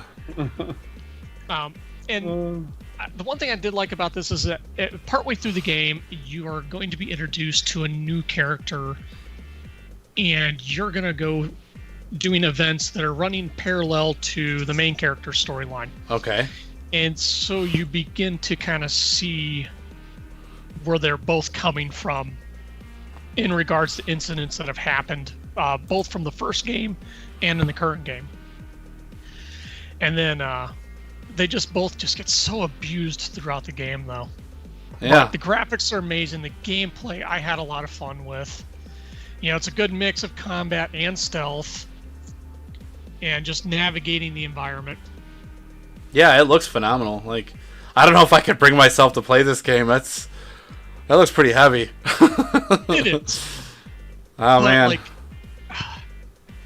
you know, I've played a lot of games where you get to a storyline part and you're like, I don't know about that. I mean, if I was in that situation, I don't think that's how I would have handled it. But this one, they built up to all the climaxes to a point where you couldn't help but feel sympathetic towards the character. Yeah. Like, I get it. I understand that. I do exactly the same way. And yeah. I think that's just really good story writing on their part. That's crazy. What a great movie. It looks like a movie. Like, you get to play a movie. You get to play a movie. That's fantastic. And it does it in such a way that it doesn't feel so linear. Like, you don't... I don't know. I've played a couple of games where it just felt, okay, this is the path. This is it. Okay, that was expected. Mm-hmm. And not so much in this one. Yeah. Cool. Yeah, I definitely got to check that one out, too. It's on my list of games I need to pick up, so... All right, and I'm going to hit you guys with another retro one. This is a game I play a lot. Here it comes. And that is Adventure Island. You bet your ass. You bet your ass I play Adventure Island. And it's a good game. It's a game that you can pick up, play, just do it. It's fun. It's stupid. It's quick. You can just blast through it.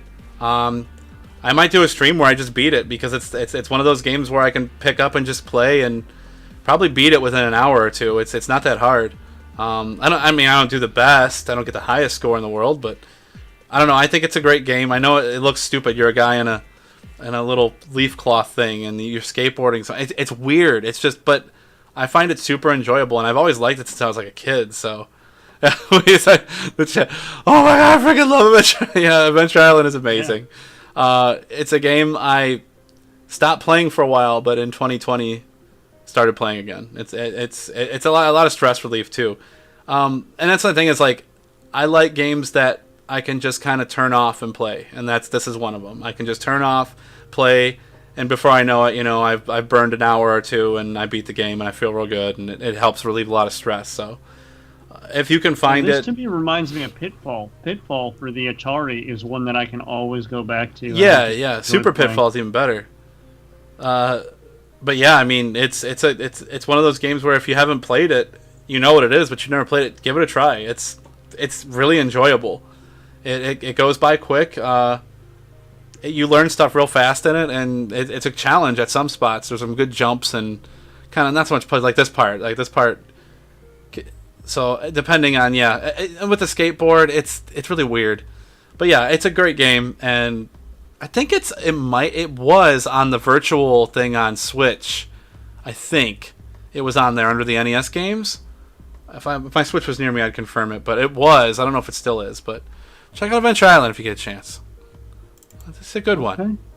All right, now we're back to Brett now. Brett, what do you got? All right, I'm going to go to a game that I've talked about the most this year. Oh, that's easy. I'm already loading it up. Jennifer's smiling. He already knows too. So, yeah, it's coming out with a new release here in a month or so. Mm-hmm. So, Elite Dangerous, this Odyssey expansion is going to come with first person thing. Does it come with him? First person thing. I hope so. So this video that you pulled up is kind of a walkthrough of what this is. So I definitely recommend going to the Elite Dangerous YouTube channel Yeah. and looking up their Odyssey. There's a 3-video series. This is It's for part Krista. This is for Krista. of. Nice. Yeah, this game, and they talk about it a little bit in this video. This game is whatever you want it to be. Like, I've never experienced a game that is what you want it to be. That's a cool way to say it. Yeah. Yeah, if you want to go and do resource mining, you can. If you want to go and do trading missions, you can. If you want to, if you want to go around on foot and shoot stuff, you can. So literally, they're adding a lot. Yeah. Of it. The scale of this game, just I can't describe it. The actual world that you are encompassing is the Milky Way in full scale. Wow. Like, that is the actual scale of the game. It is our galaxy in 100% scale. Yeah. So it's crazy. This year they've added what? Do you think 5 major releases? Huge updates. Do you think that No Man's Sky kind of lit a fire under their ass on this? Do you think so? I don't think so. Okay. I just didn't know. Because I think it was always on their roadmap. So if you look at this game versus, what's the other one? Star Citizen. Yeah. So this game started out in space and worked your way in. Star Citizen started first person and worked their way out. Right. Consequently, Star Citizen is still nowhere near where this game is, from what I can tell. And you don't have to pay for your ship with real money and all that stuff. So. Oh, it's not on the NES for Switch? That sucks. Sorry. No, it requires some processing power.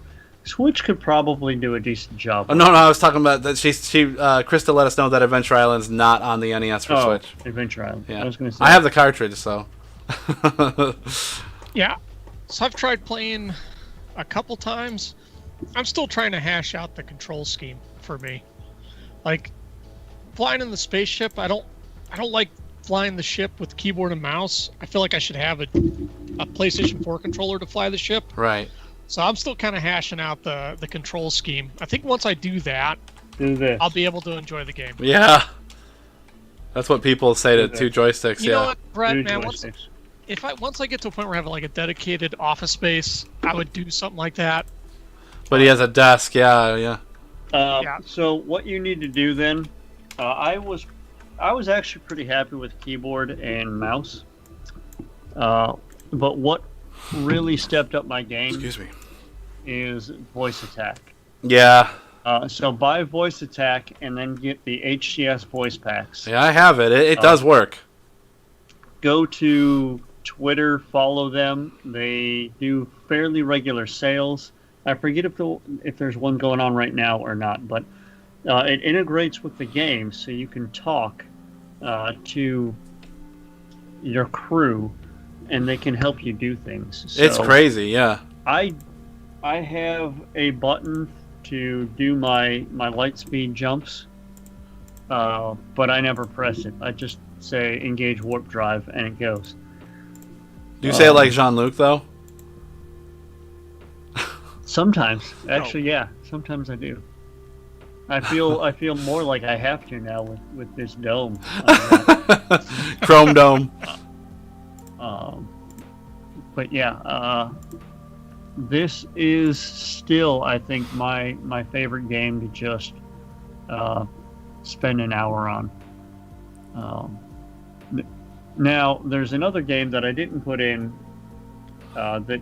Dan, it's all your fault that I'm playing right now, but Outer Worlds. Oh, that's okay. We can, yeah.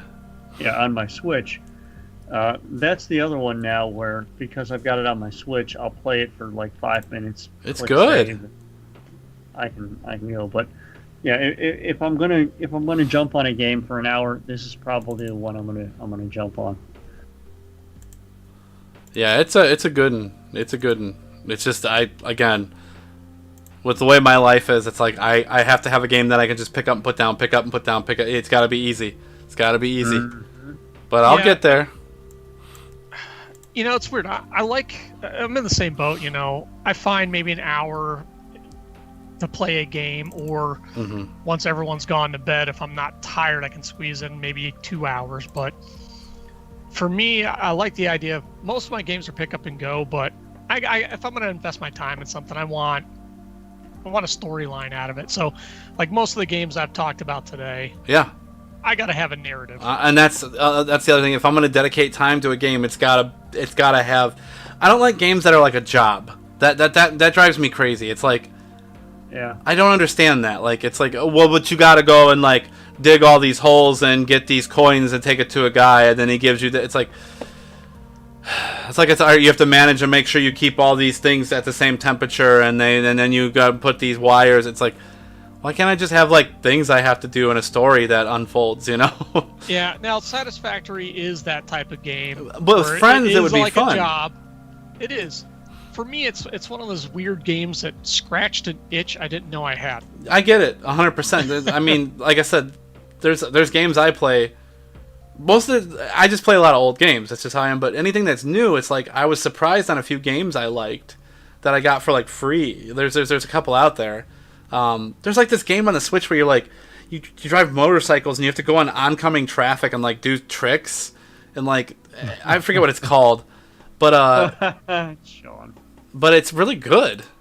Demon Souls. The game to find out if you're a masochist or not. Oh no, screw that. So where do you now, Denver? Brad, are you done with your okay? Yeah. So another game you mentioned was Ghost of Tsushima. Sushima. You know that has probably been one of my. That's probably been one of the. I hate saying it, but probably my top game of the year so far. Wow, I want this game now. I'm waiting till after Christmas though. I mean, everything about the game has been really well polished. Get one, Brett. To be released. Dude, Brett, get one. Yeah, we can all play games together. Get one, dude. There's a bunch of games we're gonna get. Well, we can do streams where we're playing our PlayStations together. Trust me, we're gonna do that. I'll get the 4. We need to do Star Trek: The Bridge Simulator. We do a stream. All of us wearing our VR goggles, acting like a bunch of fools, and everyone can laugh at us. But Tsushima. Just wait till we get to my next game. Oh yeah, this game has been. It checks all the boxes: the music, the sound, the graphics, the story, the combat. Everything came off nice and polished. It's beautiful. The combat system was fun. I mean, you I felt heard like it's a samurai buttery going too. to a fight. I heard it's like buttery to learn. Like it can get once you get it down, it's like you can destroy. Oh yeah, you can wreck it. And so there's 4 major types of enemies, and then there's 4 types of stances that can address those enemies. Mm-hmm. So as you're in combat, you're switching stances to deal with the next threat. So everything's very fluid and moving on to the next thing. And once you get the combat down, you have a blast. And then the storyline is awesome. So what ends up happening is a Japanese island has come under siege by the mongrels, and so all the samurai on the island have basically charged the mongrel force and are just eliminated. They're just they can't, like Genghis Khan Mongols. Yes. Wow. And because the Mongols, they have a very, they're bringing guerrilla tactics, and like their idea is victory through any means, whereas the samurai is a very rigid. Traditional. It's all about honor and tradition, and the samurai way, and the samurai just get mopped. They just get devastated. So you are pretty much the last samurai on the island, and you are trying to fight back this invading force, but then you begin to realize that this is an unconventional enemy, and I'm going to have to start making unconventional approaches, and it might go against the Bushido way. Brett, we can't see your sword. it keeps disappearing. This is definitely a game for Brett. Mm-hmm. Yes, but this is a different one. It may be hard to tell. Is that what kind of a sword is that? This one's got the bloodlet. They're both wakasashis. Okay. But this one, specifically, I have taken to the World Cup. Oh, yeah, that's Nice. right. Yeah. So, yes, I love these kind of games. Can I ask you a question, though, Brett? Did you actually Sure. get to see the cup? Yeah. Was it shaped like a world? No, it was shaped like I want my Like- money back. like a genital cup. Could you customize the genital cup? That'll waka. Carl said that'll waka suck me. That'll waka suck me. And then, also because I'm as big of a nerd as I can be, I also have the Rurouni Kenshin reverse Of course you bladed do. Sakaba. Yeah. Of course you do. That's aluminum though. So Aluminium. one in- Aluminium. aluminium. All right. Lumid. You ready for the next? You ready for my next game? You know it's gonna be an old game. You know it's gonna be an old game because that's all I fucking play. All right, so I'm coming out hard, and this is in my top 3 games. This is in my top 3 games of all time. All right, here it comes, and that is motherfucking Truxton. Truxton. I know it says Tatsujin. That's the Japanese version, but Truxton, Truxton, all day, every day. Any way I can get it. I play Truxton at least twice a week. I get farther and farther and farther, and I'm not gonna get it out right now, but I now own a complete in-box Truxton. Complete in-box, manual, game, case, everything. I don't think I even. I haven't even. It's over there. I'm not gonna get it, but yeah, it's just awesome. It's a shooter, and it comes off as slow and boring at first. But it gets so intense. And we've played it on one of our streams before. A couple times. Yeah, Carl was playing it. It kicks your ass. I love Truxton, though. This game, it's not cheap. It's not a cheap game. It can get up there in price if you can find a copy of it, if you want to get an actual copy. But if you want to emulate it, whatever, do it. It's great. It's easy. You just shoot. You get ships. You get bombs. The bomb's cool. When it goes off, it's like this giant skull. I don't know why it won't show it in this playthrough thing, but it's like this big skull pattern shows up on the screen. It's a shmup. It's a shoot 'em up, and it's good. And it's only hard at certain spots, so you get a chance to catch your breath here and there, which makes it really enjoyable. And it's another one of those games where I can just kind of turn off my brain and play. Yeah, it's kind of like Contra, which was one of my favorites. Of all Kinda time. like- Space version of 1942. Yes, it's a shmup. 1942. They're called shmups. They're I shoot 'em love ups. the 1942 at the arcade. That That was was, a Oh yeah, it's a great game. It's a great game, and that's the kind of games I do like. Shoot 'em ups like this. There's different weapon power ups you get, and the more of those things you pick up, the more intense the weapon gets. I mean, you can fill the entire screen with bullets. You know, it's not exactly a bullet hell game, but it is pretty. It can get really really bad. I mean, you got to be good. It's up there with Musha, but Musha's way harder. And there's just power ups. You get ships if you get certain scores, and there's bosses, and it just keeps going and going and going. The cool part about the game is it doesn't stop. There's the bomb. That looks awesome. It doesn't stop and say go to the next level. It's one seamless just go, the whole game. So yeah, Truxton. I know. Looks like intense Galaga. I guess you could say that. There's a whole storyline for Truxton. Now I have to read the storyline. I have to do this. It's your guys' fault. It's all right. We'll wait. Oh, it's alright. It'll only take me a second. It's right here. We'll wait. Hold on. Let me move Chrono Trigger. Let me move Chrono Trigger and Castlevania 4 and Turtles in Time. Oh, that was a good one. There's a grand worth of games over here. Alright, so I got it right here. There's Truxton. It's beautiful. Open it up. Get them out. So there's a story on the back here. Power on, all systems go, take off, meet the alien attack head on in your super fighter before the Giddens, I guess they're called, overrun your planet. Destroy them in an explosive scramble in space. You are the one pilot alive with the guts to do it. The Giddens have blown up your planet's cargo barge and are on their way to Borogo with a swarm of flying fortresses. I need to memorize all this. But yeah, this game is insane. I mean, it's one of those weirdest games, and look how minty, look how beautiful. I miss the old video game ads. Oh yeah, dude, it was just like crazy, over the top. Like, yeah, I mean, look at that. Look at that manual. I mean, and games came with manuals. I mean, beautiful. Complete side note. Have you ever looked at your Steam library and go, I don't remember buying that one? Yes. Denver, look at Just that. happened to me just now. Denver, look at that. Oh, You that see is that? a rare one. Ooh. Yeah, that's Chrono in the box, That's baby. in good Shiny. shape too. Yeah, baby. Look. I didn't know. I didn't realize that they. When did they start putting them in plastic cases? They have different. Whatchamacallit? This is a repro case. Oh, okay. But it's the actual inlay in a different case. They had clear cases.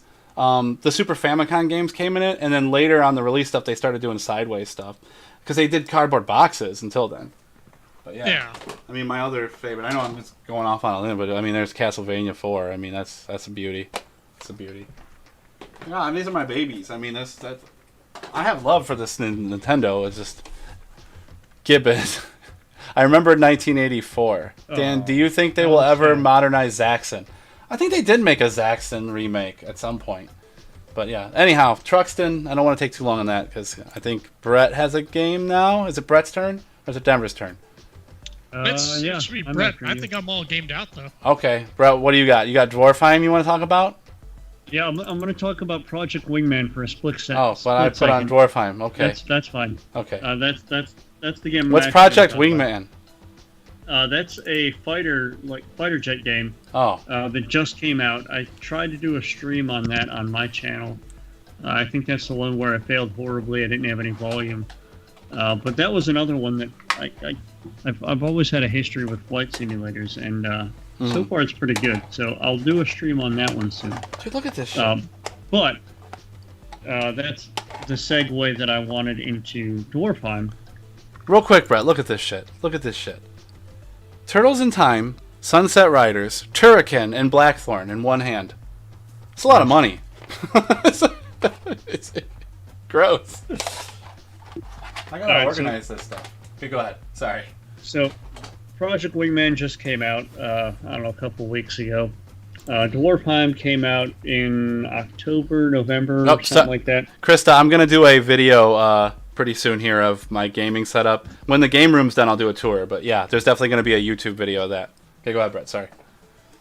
So, this one, I had a lot of fun. I have my little graph chart that I came up with for the miner. A lot of fun. I think it's kind of a cool new concept because it takes two different types of game, really, and Yeah, it looks good. So this is the one that if we don't do it by the end of this year, we have to do this in January, where the three of us play this, because we've all got this game now.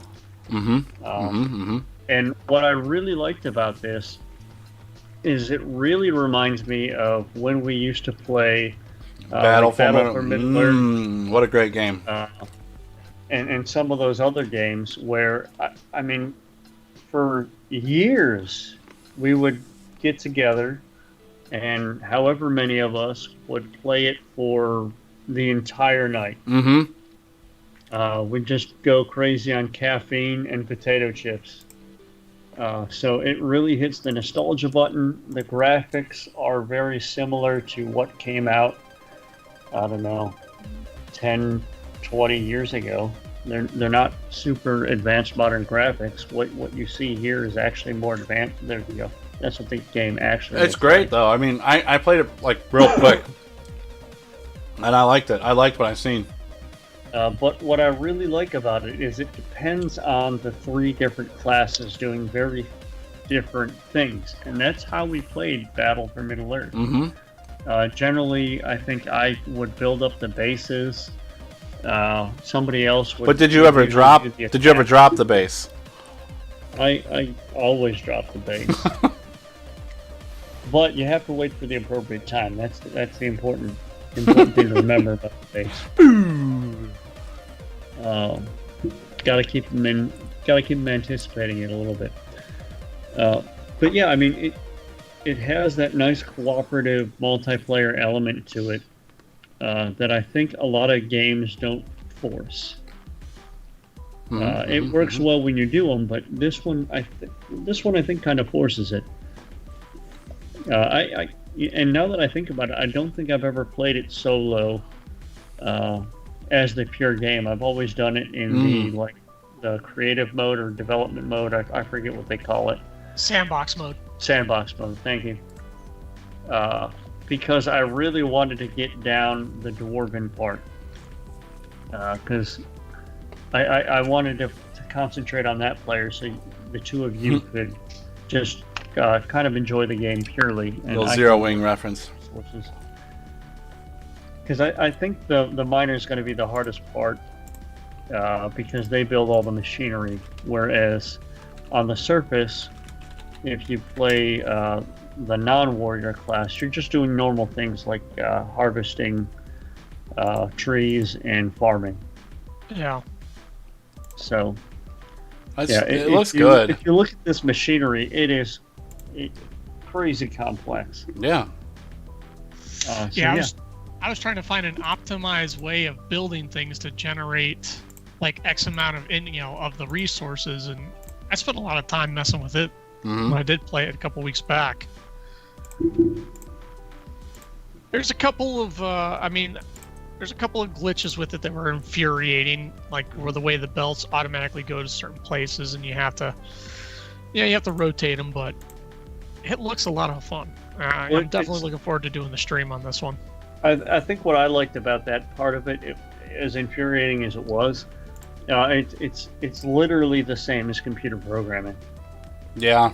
Oh yeah, I mean it's logical, but I mean there's one feature I wish that they would do, and it allow you to put one belt over top of another. So I got to the point where I did iron ingots, and then I was ramping up steel production, but I was trying to divert part of my steel production to do like the final tier resource, and I was just having a hell of a time routing that over, because like the final resource you have to route gold, silver, and this and steel. Give me a second. I'll give you the cheat code. There's a cheat code? I mean, I'm just watching this video and it's like, it just looks great. I want to play it really bad. Fun. I think it would take a lot of dedicated time though. This is how crazy. If you're trying to play solo, yeah. Oh Lord, look at this. You can't see it yet. Hold on, let me get rid of my background here. That'll help. Oh. There you go.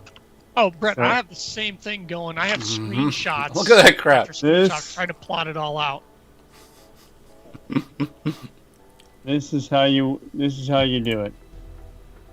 That's hilarious. Yeah. That's hilarious, Brett. So that's two different versions of it. Yeah. This is how you do it. So when we play, I'll have this in front of me, and that's what I will build. So there's relief valves for everything, so nothing can get backed up, and yeah, that's the way. That is the number one way to do it, in my opinion. There will be more efficient ways to do certain types of materials, but as far as just throwing fucking resources at it and getting stuff done, that is perfect. As close as I can figure it anyway. I'm a smart guy. I'm not the smartest guy. I would like to play it. I got a couple more games. I know you guys are probably like, shut up. It's going to be some old game. All right, so this one's actually newer. This is Pixel Junk Monsters. Yes, right, I said junk. Pixel Junk Monsters. It's a tower defense game. Oh, I love tower defense. This one's a really weird tower defense game. And I have it on PC, but it's on Switch and PS4. And probably Xbox too. But it's really strange, it's really quirky, and it's really cool. It's the second in the series. Excuse me, but it's quite different compared to the first one, but this one's way better. I haven't messed with tower defenses since like Dota or whatever. Yeah. Yeah, and this is kind of like that. You're these little tiki guys, and you can use the trees and stuff to like build stuff. And there's these spiders. Like, there's all kinds of guys that come like enemies, rock monsters. But it's a tower defense game, and it's really addicting. It has multiplayer, which is really cool. So it's like you're all just tiki guys running around trying to keep monsters out. You know. I got it on sale, and like I said, if you can find it cheap, I really recommend it. And this is how it looks. The graphics. So like you build these little things, and like you can like do like little dances and like tribal dances to power stuff up. You get like the more tiki guys dancing, the better. You said it's Tiki Man, or what's It's the name called Pixel Junk Monsters 2. Pixel Junk Monsters. It's really good. It's a good game to just like start playing and like just let it roll. I mean,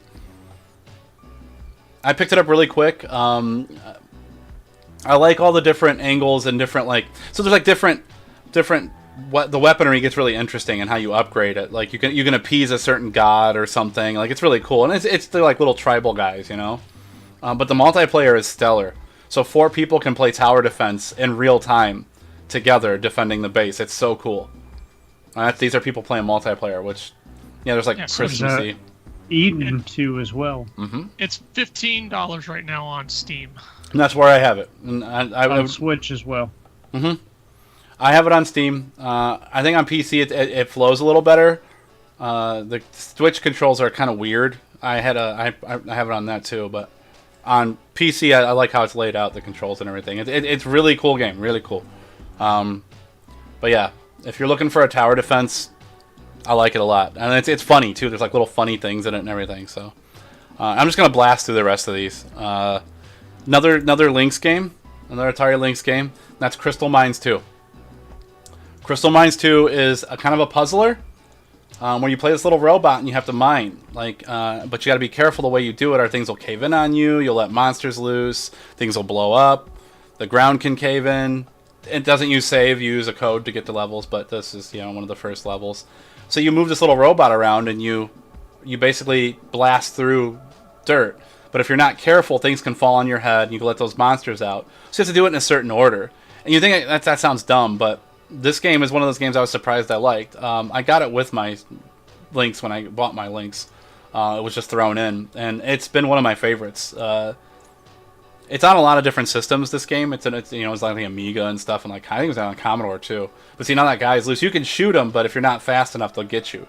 And that's basically how this goes. It's like you have to do it just right to get through the level, collect all the gems, and get out each level. And it gets harder and harder and harder and harder and harder. I think there's like 80 levels or something like that, around 99 or something. Crystal Mines 2, badass. I've never played the first one. I just know that this one's awesome. Graphics are cool. They're good.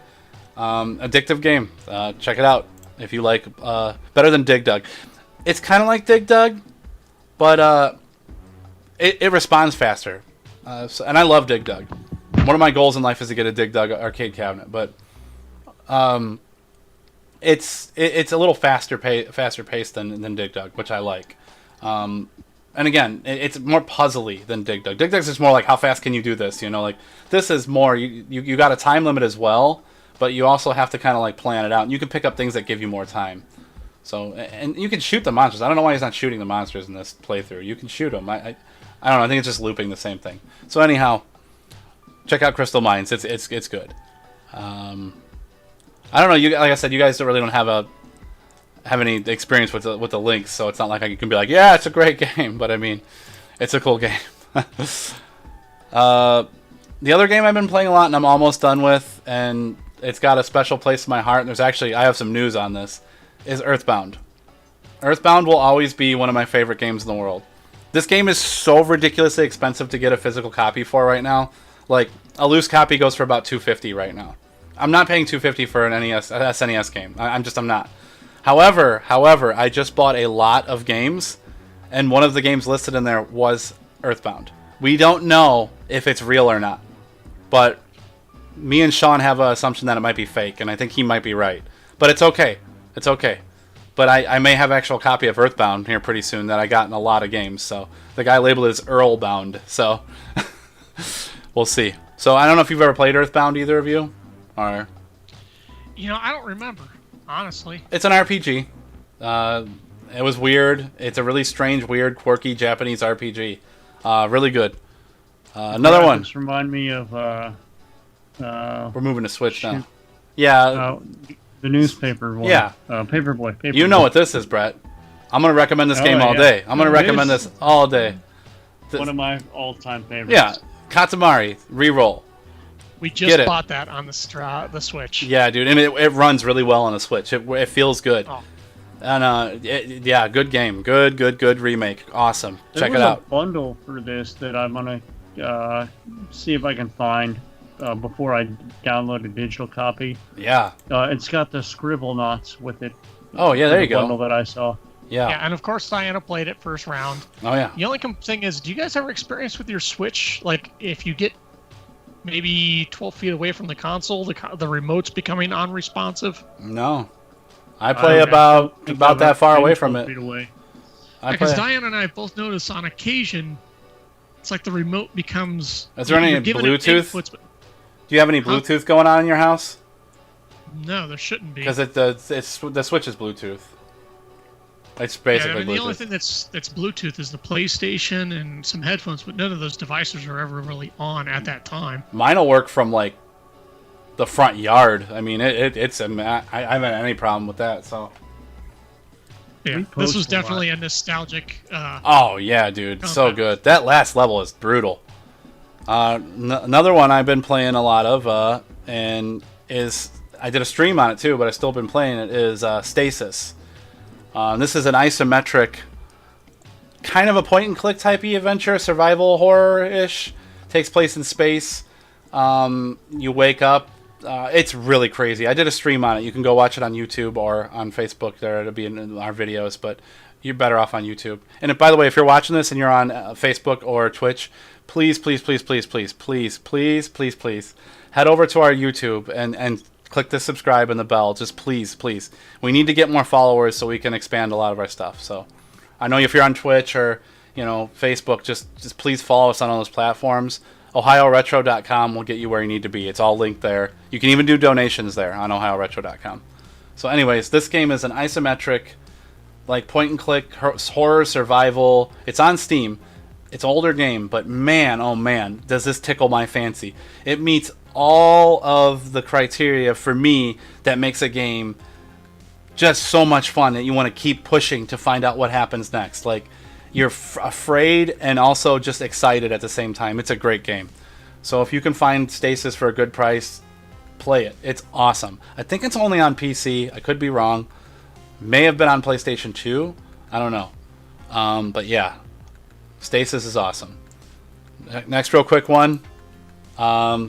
Super Metroid. Oh, yeah. Always play Super Metroid.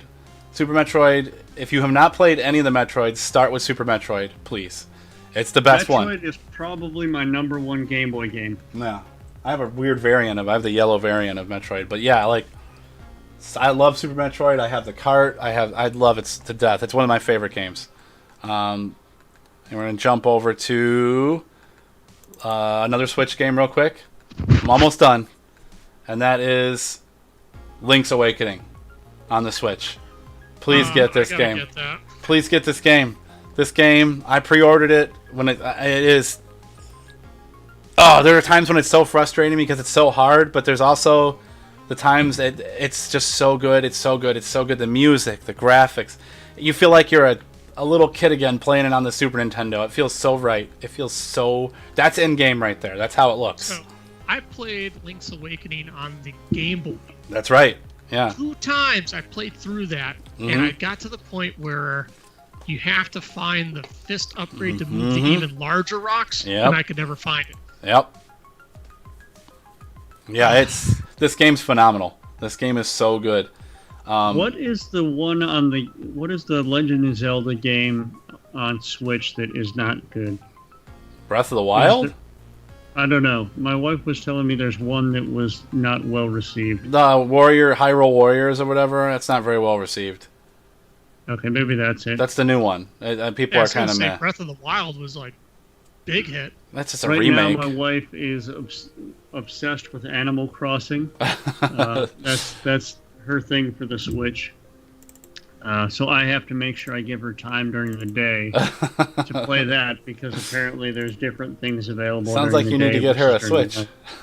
Well, she has one. That's why I bought two. Okay.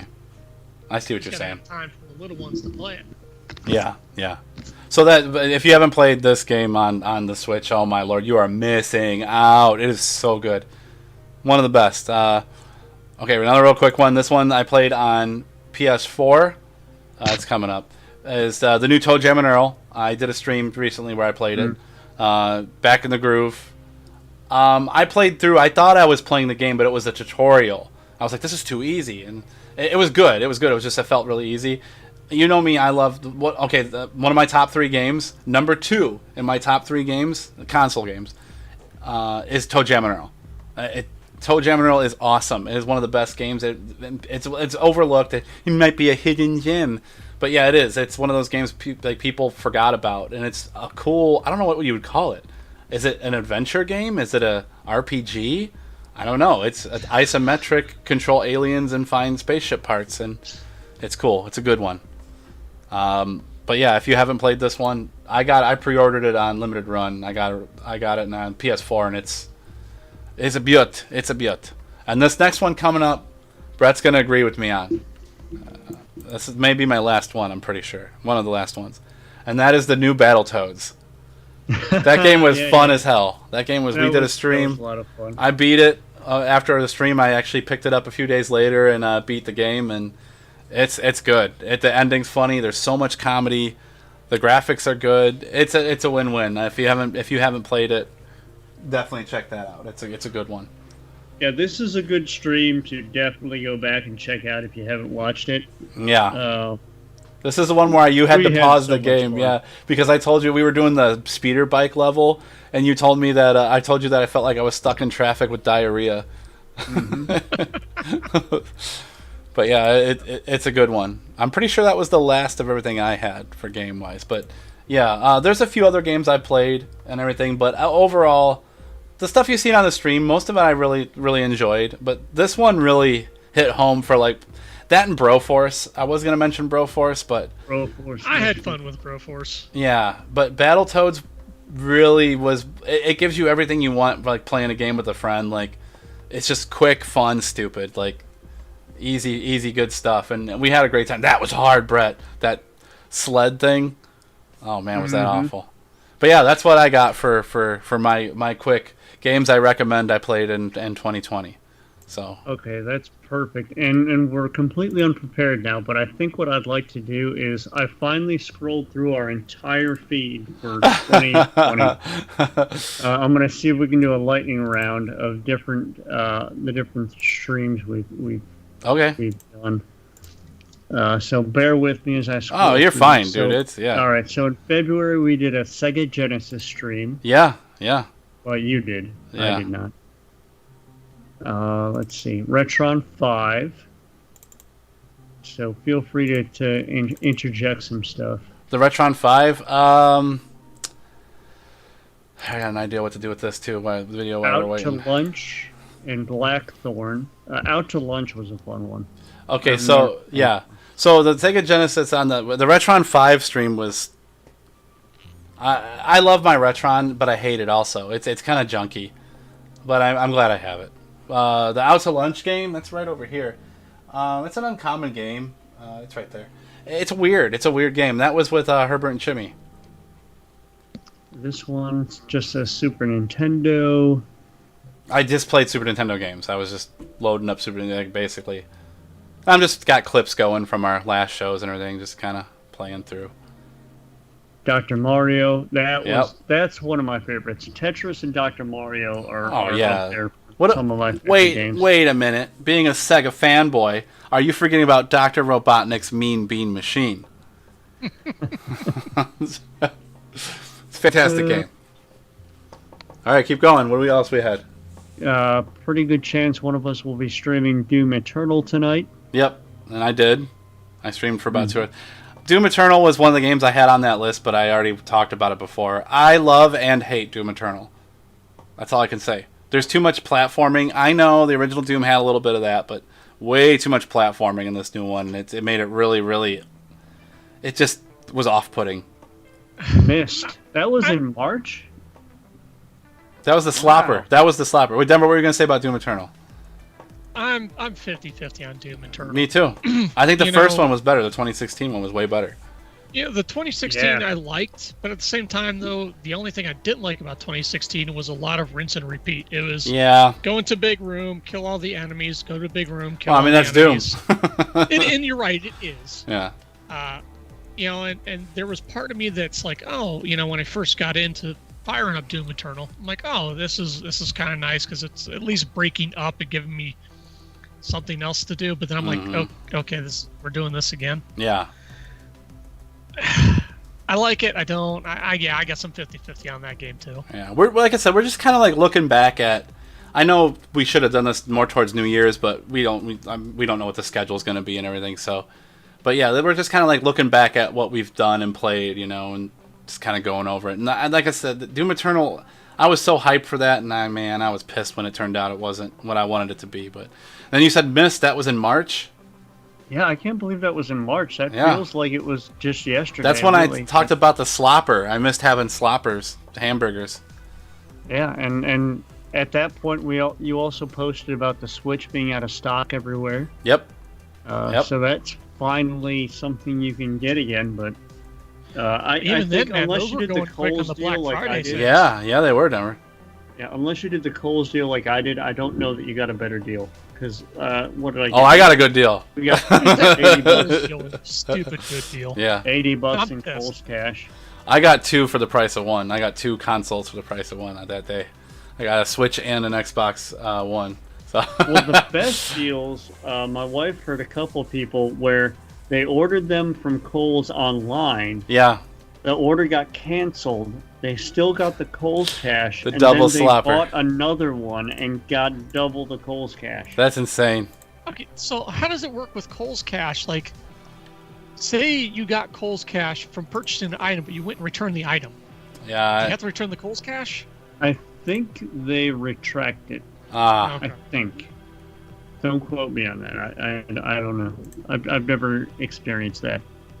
So you know what games I actually picked up recently, because they were in a bundle, is the new Wolfensteins. Oh, yeah.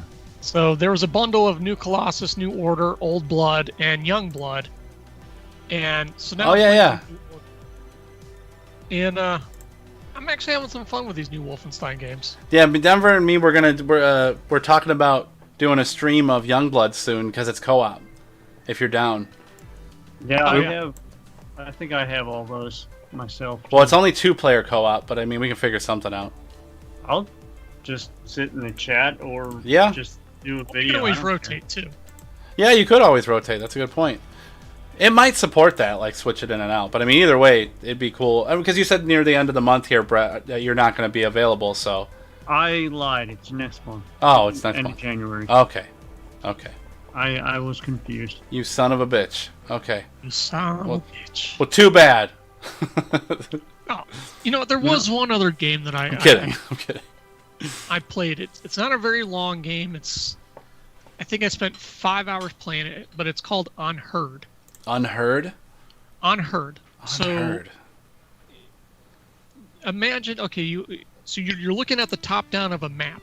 Okay. And you have your little character, but your little character's invisible. Yeah. And it's very low detail. There's really not much to the graphics. So imagine a map drawn on the ground or on a table or something. Yeah. But what you're doing is you're moving your invisible character around the map and eavesdropping on conversations. So the end of it is like who stole the painting is the first mission. Okay. And so what you have to do is you kind of are going from each person, eavesdropping on the conversation and trying to piece together just by audio cue where the painting went, who was involved. That's pretty cool. Yeah, and then there's one where it's like, well, who sent the text messages, and you know, so like you're going by one guy and you hear them type it in something, you're like, oh, he must be sending a text message, and then you're moving you pause it, and now you're moving your character around the map trying to find the other characters who may have received that text message, and you know, making little notes to yourself and keep it pretty cool. Yeah. It's a short game, but I had a lot of fun with it. Yeah. It's on Steam. what is it right now? It's $6 on Steam right now. But I had a lot of fun with it. And then another one is Tin Can, which I talked about on the previous stream. Yeah. Tin Can, yeah. I was looking at that. Yes. I might making notes too, like remind myself, like, yeah, I need to check that out. Where else were you at, Brett? Day of the Tentacle in April. Yep. 7th Guest. Yep. What else we got?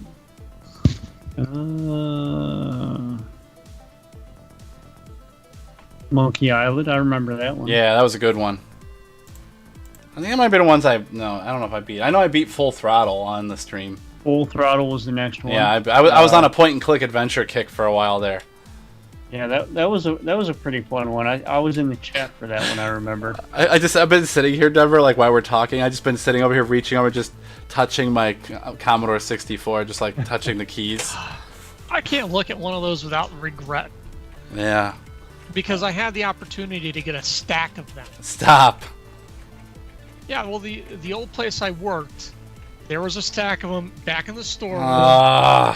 And it was one of those little gold moments that I know that if I would have went to my supervisor, like, can I have these? Like, just get rid of them. Take them. Why didn't you? I didn't think about it at the time. You son of a bitch. Go get them. One of those things you don't realize you're sitting on gold. Yeah. All right, Grim Fandango. Hell yeah. Interesting game. Phantasmagoria. That's on there. I think Grim Fandango. I remember that one. I was doing all the like Lucas and like Sierra like adventure games, you know. Sega. Yeah, I played some Sega. I remember. Game Chat. That was one of our first game chats. Yeah. What else we got? I'm into May now. Oh, hey. What was that? I don't know. Hey, we got a YouTube subscriber. Hey, thank you.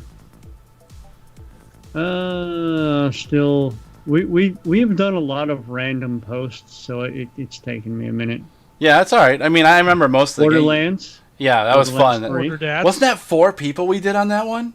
Yeah, that was intense. Boy, was that hard to set up. Yeah, that was probably one of my top 5 streams of the year. Yeah, that was fun as hell. I was involved with. Yeah, and then like after the stream, we continued playing. That's how good it was. Where am I Sweet, at now? thanks for the YouTube I'm subscribe. into June now. SNES. I just been sitting here touching it, Corin. I just been sitting here typing on the keys. Like I like it. It makes me comfortable. All right, so in June we did Turtles Rescue Palooza. That was a good time. Oh hell yeah, dude! There's a clip of it in this video I got playing. Yeah, that reminded me of. Hey, check it out. 2. You know what I could do, Brett? I could do this. Give me 1 second. If I can get it to work, I don't know. I think so. But yeah, I do remember that. Yeah. Was that you said Rescue Palooza? Yeah. Look at that. There's the video of it. There it is. Mm-hmm.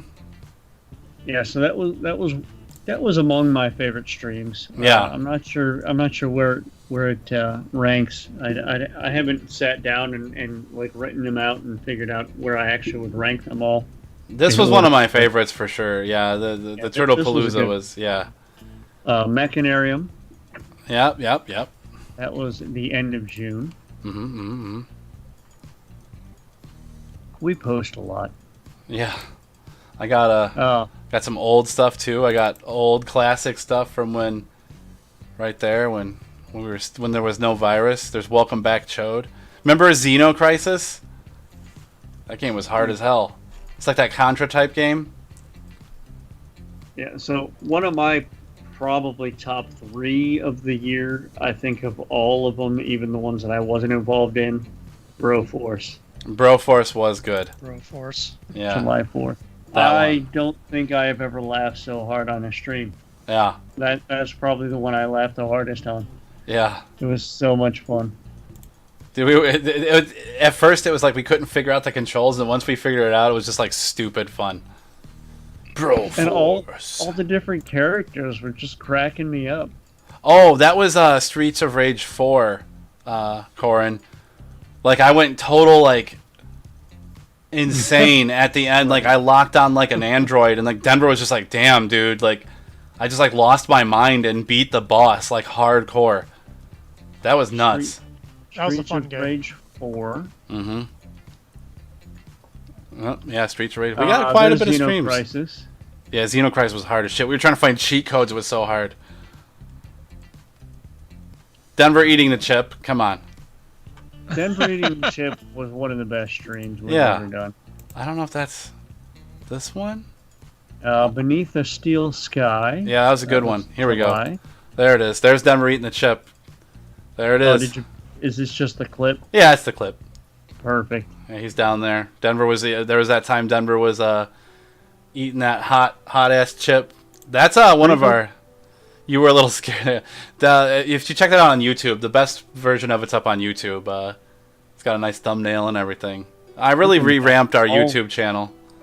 I'm all shaved for that one. Yeah, yeah, clean boy. So was Freedom Denver. Planet. Freedom Planet. That's a good game. I got that on Switch. Good game. Recommend. I don't remember that one. I must have been otherwise obligated for that one. Oh yeah, I was by myself. I streamed. Yeah, July 31st. I streamed. Yeah, if you look at the thumbnail on YouTube, Denver under Retro How Gamers, your face is so beautiful. I put a lot of work into our YouTube channel, you guys. So please go check it out. Just go to OhioRetro.com and it's linked from there where it says where to watch us. Scroll down, you'll see it. I put a lot of work into that. I'm trying to get that channel on the up and up. We really need more followers. Anything you can do if you know someone who's into, this kind of stuff, just hanging out, just get us subscribe and follow. We need to get more so we can give you more. That's what we're trying to do. It's been hard. Right, August, Blazing Chrome. That game's awesome. Was that me and you, Brett? Or was that by No. myself? I did not do that one. Denver ate that chip, dude. I can see the misery on my face. My mouth. Yeah, let's take a look at this. Let's look at it. Yeah, I got it going right now, man. He's like I said, that thumbnail on YouTube is gorgeous. You look like you're about to die. Yeah, I want to say in September is when I really became a regular. Yeah. So August, Earthworm Jim. Did you do that? I didn't. No. No, that was probably just a post about. I posted a teaser for the new Earthworm Jim. Oh no. Hunt Down. Oh, Hunt Down. Yeah, that game kept glitching out on me. Like it would like sometimes I wouldn't be able to die. But then all of a sudden I just die. It was really broke.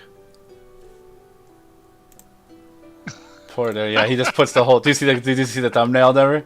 I do. Yeah, our YouTube channel's really pretty now. I've been trying to really get things on the up and up, but yeah, we should do a Christmas card with that thumbnail on it. That's awesome. Yeah, and it gets the views. I'm trying to get it out there. But like I said, just find people who'd be interested. That right there would be my perfect thumbnail. Yeah, with the fist up. Yeah. There's a lot of chest smacking. Yeah, you were like making weird gurgling sounds. You're like. Well, I'm trying to talk, and like every time I breathed in through my mouth, I'm trying to breathe in through my nose. Yeah. Every so often I'd breathe through my mouth, and a little bit or a little dust would just go straight to the back of my throat. Here's a blast from the past. This is well, it'll take a while to start playing because this is literally the stream. Like it. What did I just hear? All right, Fight and Rage in August. What was that? Okay. The cats are going crazy. Yeah, Fight so and Rage in August. this one's really old. I don't know how old this is, but it's one of our Christmas streams. It says Christmas moaning, let it chode. But yeah, there was that one. All right, so August was Battletoads. So I guess the end of August is really when I became a regular. Yeah. Because that was Battletoads. That was one of our top 5. Wow. For sure. Huh. Do. But yeah, Crazy. Been a good time. Here we go. There you go. That was Christmas moaning. Let It Showed right there. It looks like me and Carl. So this is pre-COVID. All right, so September 4th, we posted about Alien vs. Predator. Yeah. That was a pretty good one. Oh wait, Alien vs Predator or the Alien, was it Colonial Marines? Oh yeah, didn't we do that? Colonial Marines was the three of us, and that was that might be number 6. I don't know if that was one of my top 5, but Yeah. that one was a really good one. Oh, I found the Retron 5 one. That stream's called Retron 5 Your Mom's Alive. I don't know why Carl named it that. Battletoads. Yeah, we talked about Battletoads. Let It Showed. It was Christmas moaning. Let It Showed. X-Men Children of the Atom. Oh, we got Corin says he subscribed. It hasn't come through yet, so hopefully it comes through. It should. Sometimes it takes a second. But I appreciate that, Corin. That's awesome, dude. Thank you so much. Like I said, I don't know why it hasn't fired over yet, but we'll give it time.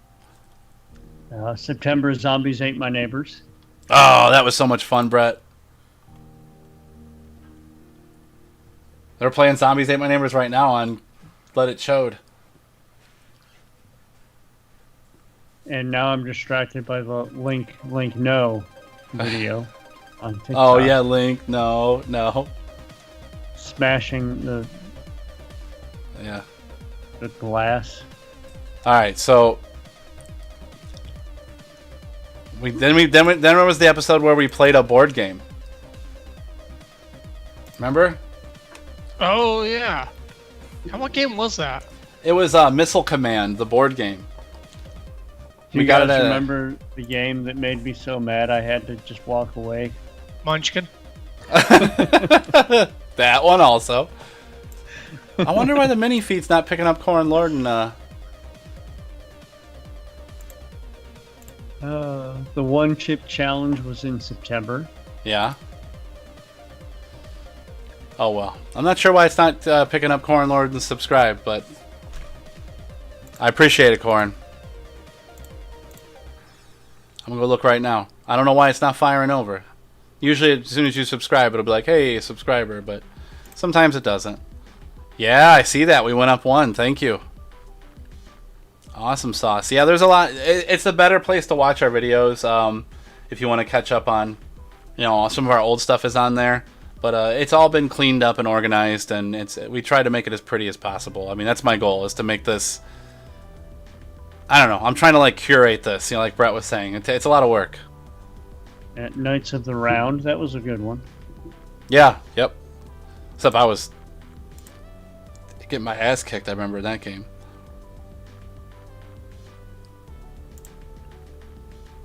Cool, man. Yeah, we did a lot. Ooh, tough question. If you only had to pick one, and it was Mario, Mario 2, Mario 3. Oh, right. I don't know. Mario 3. I might have to go with the original Mario just because I went Denver. I might have to go with original Mario just because that's the first one that I really remember getting into. Yeah, but I'm with Denver on that one. Mario 3. That's the first one I remember getting into, but that one also left a bitter taste with me because I remember a friend of mine sat down and we're like, we're beating this. We're gonna do this whole game. Yeah. And we got to a level and the game glitched and the map never ended. That'd make me so mad. That would make me so mad. It was a way later level and we were running forward and the map never ended. Wow. And we're like, what the hell is this? And the time actually ran up. 3 might be my favorite too if I'm gonna go just purely on Mario gameplay. My favorite Mario? Oh, there's no question. It's Mario and the 6 coins on Game Boy. Come on. You guys. I don't remember that one. You're insane. That's one of the best ones. Yeah. Super Mario Land 2, 6 golden coins. It's the best Mario. I have to look into that one. I don't remember that one. It's on Game Boy. It's fantastic. I have it. Probably Looking right played at it, but There it is. Got a pile of them over here. not ringing a bell right now. I'm really upset that Corrin's subscription's not alerting. That makes me a sad panda. I don't know why it's not. Legend of the Seven Stars was probably my most memorable. That's Mario RPG. See, 6 golden coins all the way. Krista knows. That shit's legit. That's the best one. Everybody knows that. More than Mario 3. Hells yeah. I like Mario 3, but 6 coins. Apparently we did a stream on my birthday. I'll take your word for it. Ghostbusters was October. That's October 4th, I believe. Ish. Something like that. No, we played that on, around, because we were doing spooky games. There's Ghostbusters. October 3rd, I think. There you go. There it is. Yeah, October 3rd was Ghostbusters. We played the arcade version of Ghostbusters. Yep, that was a good one. Mm-hmm. That was top 10. Pacify. Yeah. Ooh, yeah, that's right here. Good moments in that. That's when we had Alex, we had Herbert with us. Yep, that was October 10. Yeah, I mean, that was just so much fun. It really beat my expectations, so I think that boosts it in my mind. Fear, that was a pretty good one. Oh, that was so good. That game, can we both agree that game was surprisingly good? Yes, absolutely. It was one of those games where you're like, this game is gonna suck. It's a budget title, and then you play it and you were like, this game is fucking awesome. Fear 3. Yeah, Fear 3. Yeah. That was probably the biggest surprise of any of the games we played. I would agree 100%. I mean, most of these we played that we knew what to expect and we knew the games. This one I don't think we did. A lot of fun. Phantasmagoria. That's end of October somewhere. Yeah, Pacify was fun, man. Herbert was really hilarious in that too because he started freaking out and stuff. It was hilarious. He got all twitchy. Yeah, I mean that is probably my favorite of the year. I mean, it's really hard to rank them honestly, but what about the chat? What do people think? Whoever's watching it is nice enough to actually speak in our chat. Because I want to know why. Just so you guys know, I look around at the numbers. 70 viewers at one point, and only like 4 people are chatting. What's going on here? I don't know. Some people just put us on and watch, I guess. October. We already covered Resident Evil 2. That one was another good one. That was fantastic because the cooperative aspect of it. Yeah. Whoa. X-Men Legends. Rise of Apocalypse. I had fun with that. I love me some X-Men. I mean, if we're going to talk cartoons or comic books, X-Men. That was good, my favorite. There's us hanging out acting like idiots. You can see in this footage right there I'm showing, the small area where I'm at right now, it is far expanded than what you see there. I mean, there are piles of games. That's just like my main area. It's a lot has changed since then. Most of my expensive stuff is up on the shelf there. To the left you see those cubes. They're just game systems, just tons of game systems in those cubes, all different stuff. And then, you can see my PS4 to the right there. It's not like that anymore. It's completely different now. Actually, you're absolutely right. They are like our children. We love them all, and it's really because of hey, what's up, buddy? It's really because of the fact that this is legit what we enjoy doing. With the 3+ of us is just hanging out, having some drinks, and playing games. We've been doing this for since the 90s. Yeah, this is basically what we do. I can tell you, if I told you about the times we were all hoarded around a TV and Denver was playing something and we were just watching him play it and getting it, like Metal Gear Solid. He had an audience of 12 people watching him play Metal Gear Solid. Not even shitting you. People were coming and going, and people were calling at work being like, hey, did she die? Did that lady die? Diana playing Katamari. Oh, Katamari. Or just even endless nights just doing LAN parties. Yeah. Raven Shield. Holy shit. It's what we do. It's what we do. Where's the gaming? Oh yeah, we're not gaming. Yeah. With Red Rectum Entertainment. Mercenary Kings was November. Mm-hmm. Outer Worlds, which is the reason why I now fucking have it on the Switch, you bastard. You're welcome. It's a good game. I have it on PC, but still, it's a great game.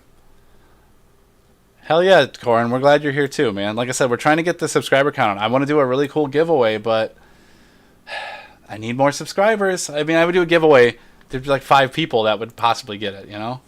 Yeah, there you go. Watch Denver, Elder Scrolls for hours, once drinking Walmart pop. There it is, see? Yeah.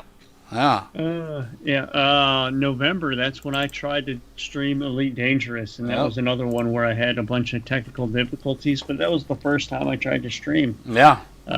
So, yeah. I deleted that one. We're trying. We're not going to quit. We're going to keep going. Some things are slowing us down. You know, Bucky over here, that was fun as hell. That was a good one. Yeah. Denver was on that one. Yep. My favorite stream of all. Probably this one. Probably this one right here. One of these old. Look at these. This is old school right here. Look at this. This is old. This one's called Welcome Back, Chode. There's that one. Guilty. Yeah. There's Sean. Look at those beautiful boys. Or this old Thanksgiving one. This one was really fun, man. Brett, you were here for this one. This is you were there. Yeah. You were there. I was there in the flesh. Yeah. Yep. That was a good one right there. We were playing oh Lord, we were playing my that was a bunch of GameCube. Emulators. No, that's a GameCube we're playing. I thought this was the one we were playing. No, that's GameCube, dude. That's GameCube. Look at those controllers. That's GameCube. We were playing Bomberman. Oh yeah. I have a modded GameCube. And that's a wireless GameCube controller, though. No, it ain't. It's got a cable. No, the one Brett has in his hand. No, it's got a cable. On it. It has a cable. I see it right there. Okay. There's a cable. Yeah. Dungeons & Dragons. That was another one that surprised me. I enjoyed that one more than I thought I was going to enjoy it. I wish I could have played longer. I was sick as shit. I'm all right now. Toe Jam and Earl. Mm-hmm. We're still in November.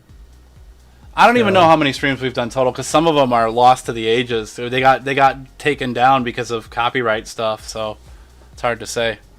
Yeah, I did Project Wingman on December 1st when it came out. That one, I Here's our Halloween had audio one. issues, but I left that one up. Here's an old Halloween one. Stupid shit. We were talking about alien photos and stuff. Just like our last Halloween one. After we were done playing, I ended up talking about aliens and shadow people and shit. We were watching shadow people videos. Yeah, that was hilarious. Everyone's like, what the fuck is going on? We're all drunk and stupid. That brings us up to last week when I did Rogue Squadron 3D. A truly retro game. What was that? Rogue Squadron 3D. Oh, yeah, you did great on that, yeah. Yeah, so I think I had almost everything worked out finally. I mean, obviously there's a couple things I can improve on that. Mm-hmm. But I'm really happy with how that turned out. Dick Butt. Yeah, look at it. There's Dick Butt in the background. You can barely see him, but he's there. There's Willow. I forgot about that. Every time someone said Willow, he would appear. Willow. Yeah, the shadow people. Krista was there for the shadow people. So was Corin. Dude, I wouldn't shut up. I had too many beers. I was going on about aliens and shadow people and just stupid shit. Yeah, the after stream vids are. Yeah. I hope everybody liked the format that I had last week. That's kind of my custom format. I like the animation change between scenes. Mm-hmm. It's one of the things that I like. And that brings us to today. It's today, yeah. Look at that. We're at 12:01. Yep. I was hoping we'd go till midnight, and we did it. We did it. Yeah, I have a lot of old stuff. I mean, there's a lot of things. We did a lot of streams. We're gonna keep doing it. We're gonna expand. Once this bullshit's over, we'll be in person again, where we'll all be sitting on a couch in my new game room. Cameras will be already set up and everything, and we just fucking play games and say stupid shit. and keep bringing you these stupid ass videos that you can watch and laugh at. That's what we do best.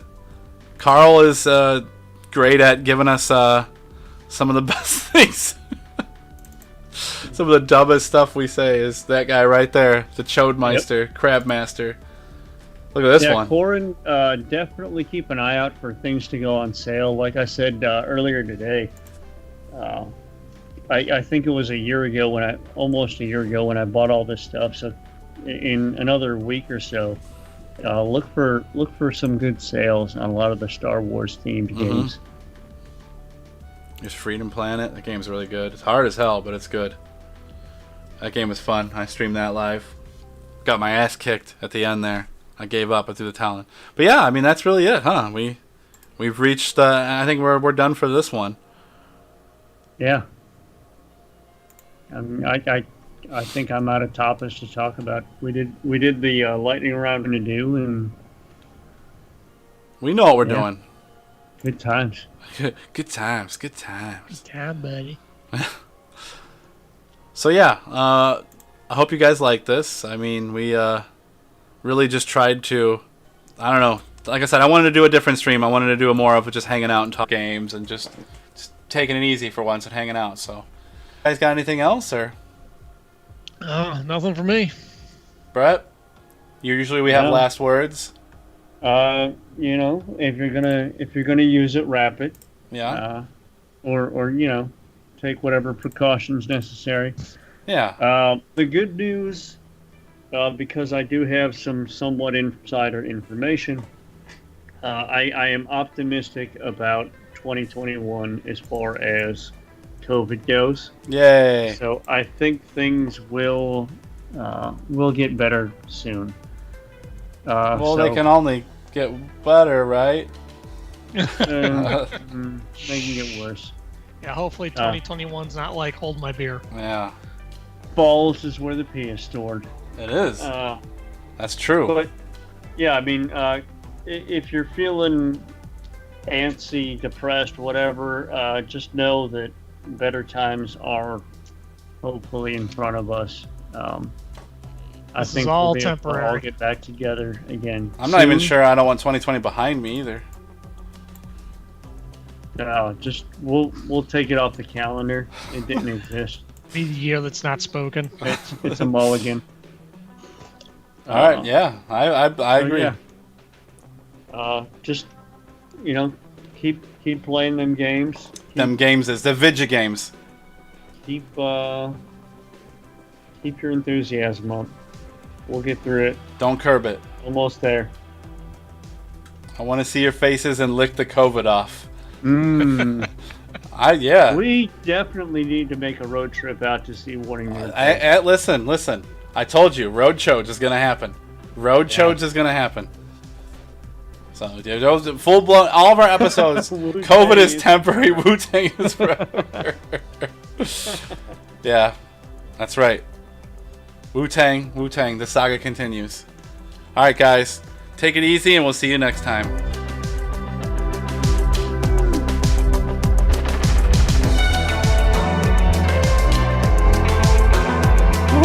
Take care.